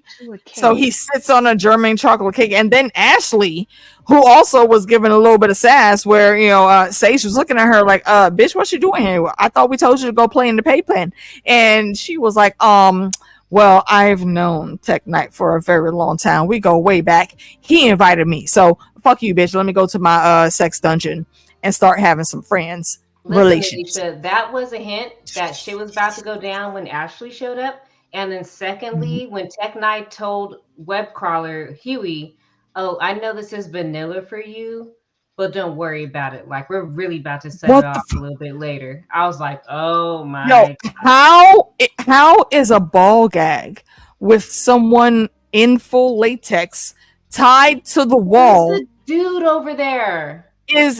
How is that like not enough? The previous sidekick is like how is this the vanilla version of what's supposed to be happening? And then Ashley's ass walks down there, they hug and kiss, and he's like, "Yo, I left something in the room there for you. Go change." And no, it's not scat. And she looks sad. Like, she looks sad when he says this. And then he said, "It's not scat this time." How fucking long have you depraved assholes been doing this shit? I don't need a number. What the fuck? I mean, they go way back. I don't need. Ashley already had the Bluetooth anal beads and old boy's ass, so no telling. And she was stepping on balls in her office. It's them fucking shoes, bro. Those shoes made my ankles automatically ache when I saw them. Like, she was crunching on balls. I don't even want it. Bro, and then to see her here, and poor Huey is trying to just go with the flow, and maybe he's looking for some random type of way out. But again, this is why you can't send Huey on the away missions if it involves a whole lot of other people. Honestly, Huey's been fucking up since episode 1 with these missions. Yeah, this would have been perfect for Frenchie to go into, because I'm fairly certain he's probably been in these situations. French accent and can never pass off as web slinger. That is true. That is true. But he is very true. True. He's very used to for that reason, he wouldn't be able to pull it off. Hold on. I don't know that it would actually necessarily be a problem, because he could change his voice if he needed. He can change his accent, girl. That accent is strong. No. And okay, wait, no.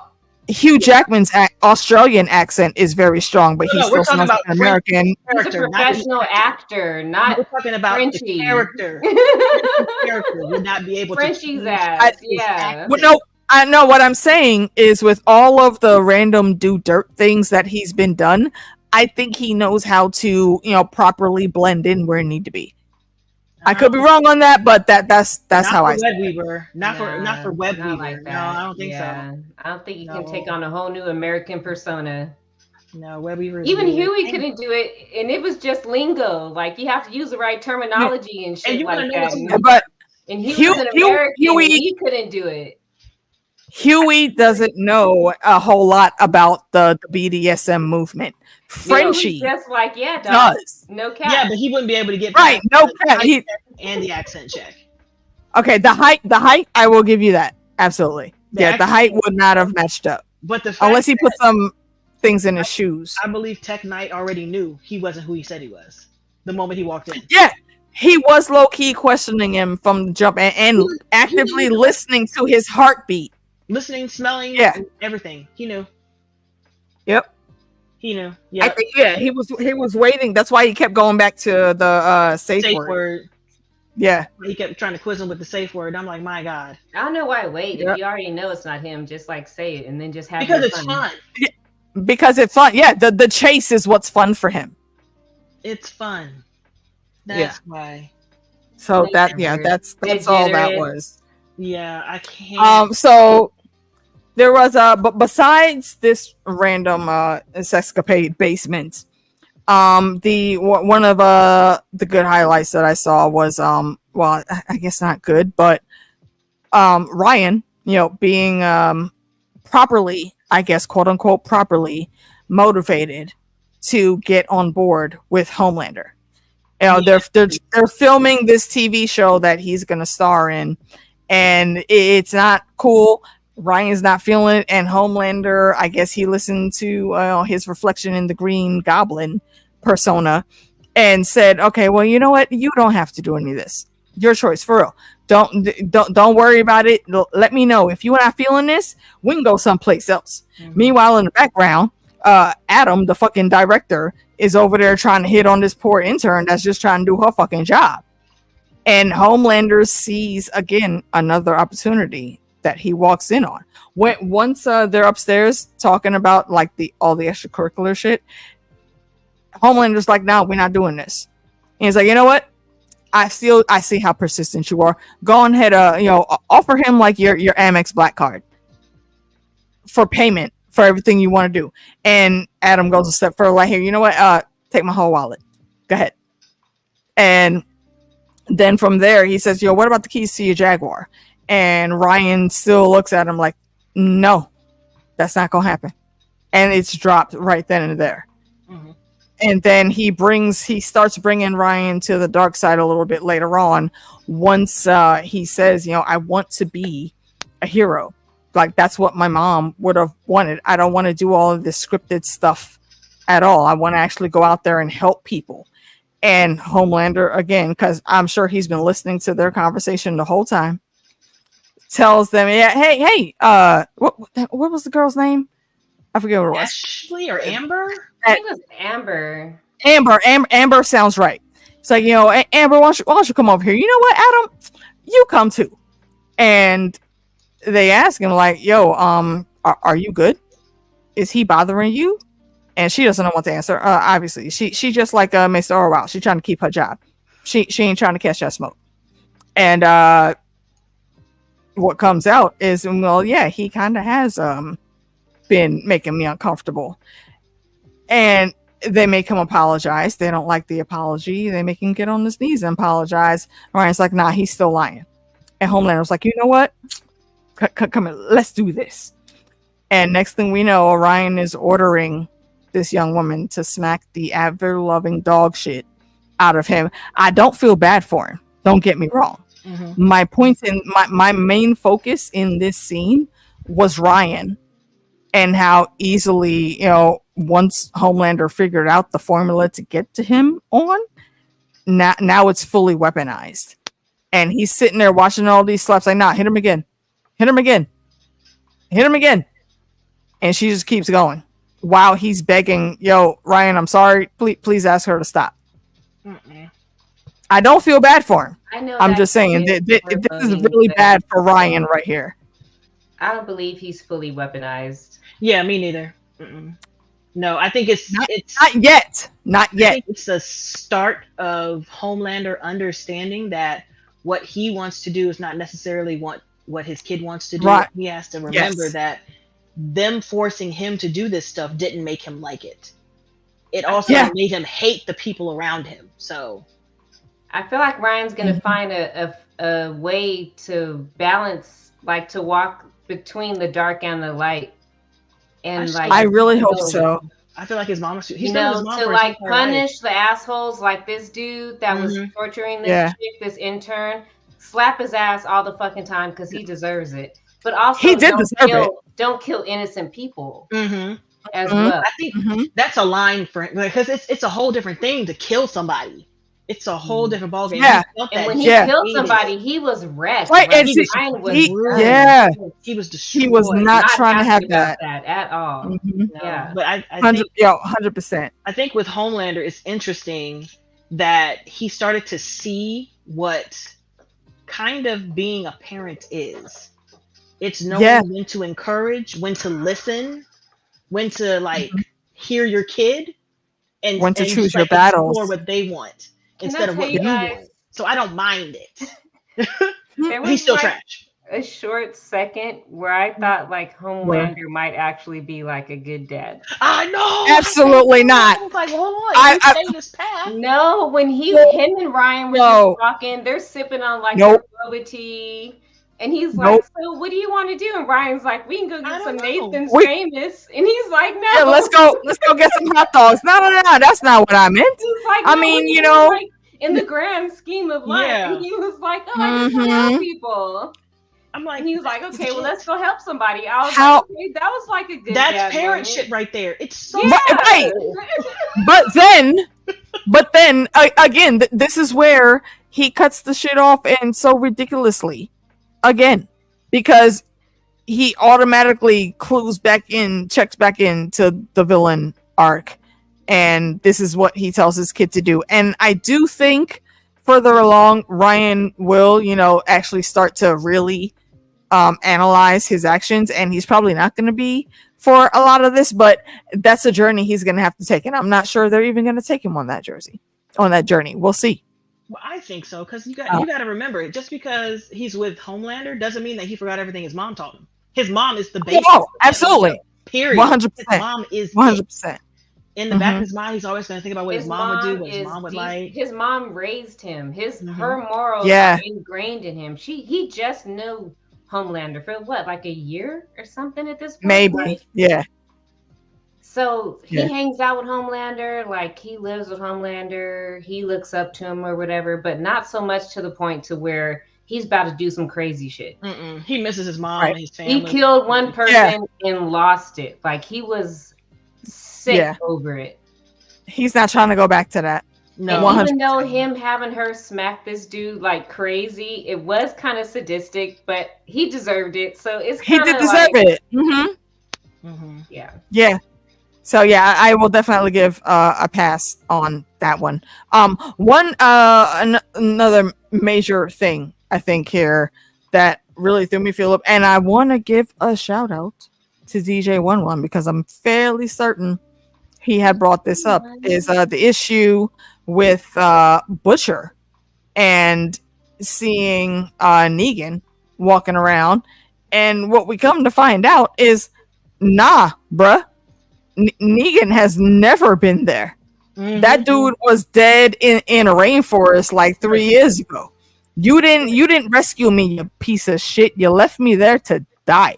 So this is literally Becca, the good butcher angel, on one shoulder, and Negan, the evil butcher, on another shoulder. And it comes out because Negan says something to Becca, and Butcher's like, whoa, hold the fuck on. But you can see her? Well, hot damn. What? And he's like, oh yeah, by the way, I'm you. It's a complete Fight Club Tyler Durden mindfuck. And it was so damn cleverly done. And it leads to a bigger problem because you mean to tell me that ain't nobody noticed this man talking to air? Ain't nobody said nothing? Ever? Never. Bruh. Okay. All right. Bro, it's Alice Rivers making Damon drink the Obia juice all over again. All right. Like what the actual hell? And then on top of that, Samir drops the bomb that, hey, listen, there's no way that I could make this virus strong enough to kill Homelander without killing all other suits every making other it airborne, making it highly contagious. Like there's no way. I can't do that unless you're talking about a suit genocide, which is what causes him to like flip out. That's when it really spasses out. That Negan ain't real, as well as Becca's not being real. And then she disappears. And all you see is Negan talking to him, talking his shit. Like, this is exactly what we want. That's why I'm here. I want this, you want this, we want this. So let's do this. And I'm like, bro, I don't have time. Right. I'm glad he ain't real because I hate that. I don't want to say hate that actor, but he just Negan to me. Until he does negify himself, he gonna be Negan. And I hate that. No, I noticed y'all keep calling him Negan. His name is Kessler, but y'all just from The Walking Dead. Okay. Hold on. Actually, you know what? That is a valid question because Sphinx has not been on with us to know the nicknames that we give. If we know an actor by another more popular character, we'll just call that actor that character all the time. Like when you guys were I picked up on that, yes. As Monique, I call her Barb. Yeah, Negan from The Walking Dead. Barb and Fallout. Forever and ever, he's going to be Negan from Walking Dead. And I hate that character. Indeed. Very, very, very Indeed. V Weirwood Paste. I'm not mad at that comparison. I like it. But we're to the end of this, and really he's got Samir trapped here. He said, nah, you're about to start making more of this Compound V and be done with that. Well, he hasn't decided to. He had to decide. That's the thing. He's like, at this point, I told you what it is. If we make it as strong enough to kill Homelander, it's going to kill everybody. So you got to decide.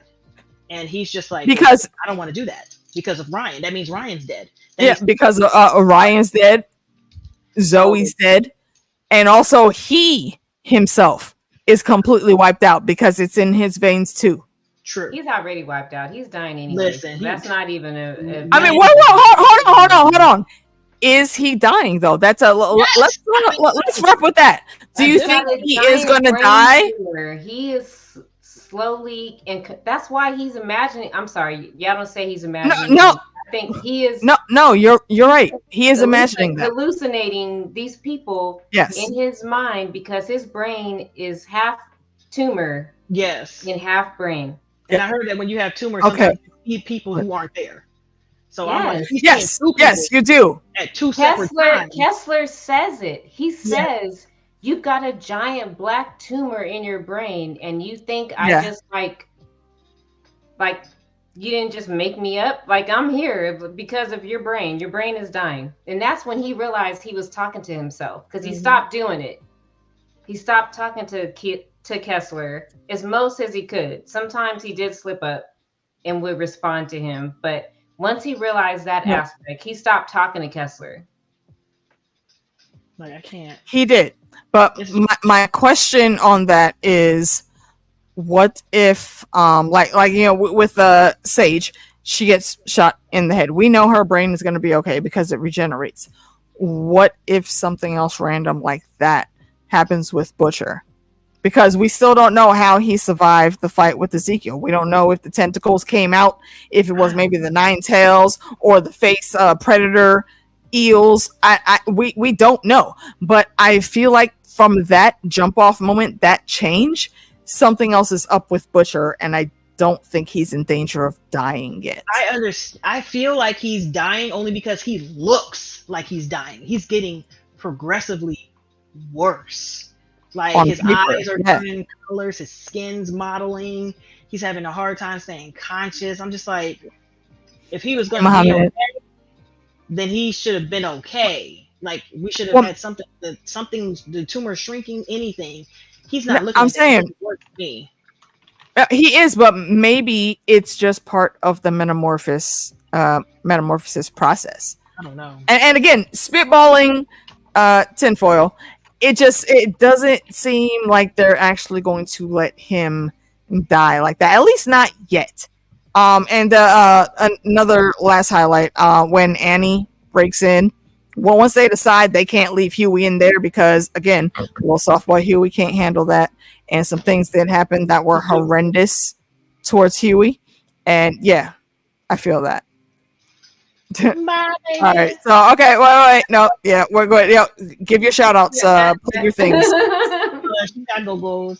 I do have to go. Right, I love you guys so much. Thank you so much for having me. My first boys chat. It was great. Your next chat is on Saturday, right? Yes, I'm doing the spoilers, theories, House of the Dragon chat on Saturday. Word. Also, once you watch episode 7, if you would like to talk about it, I would love, because I've been holding my tongue so much during this chat. I would really like to talk about for sure. I know both of you were, and I appreciate that. Thank you. Yeah, because the last episode, the last chat for this one will be next Wednesday, which is 7 next Wednesday. Because 8 comes out tomorrow, so we'll all be together. Correct. Okay. Yes. So yeah, we'll do that then. And thank you for getting the Sphinx's links out. Y'all know Meeks doing all the shit. So go follow her. Link already down below. All right, so we will go into full in on all the things, spoilers for that finale and episode 7 discussion next Wednesday. Tune in. All right. Smooshes y'all. Later.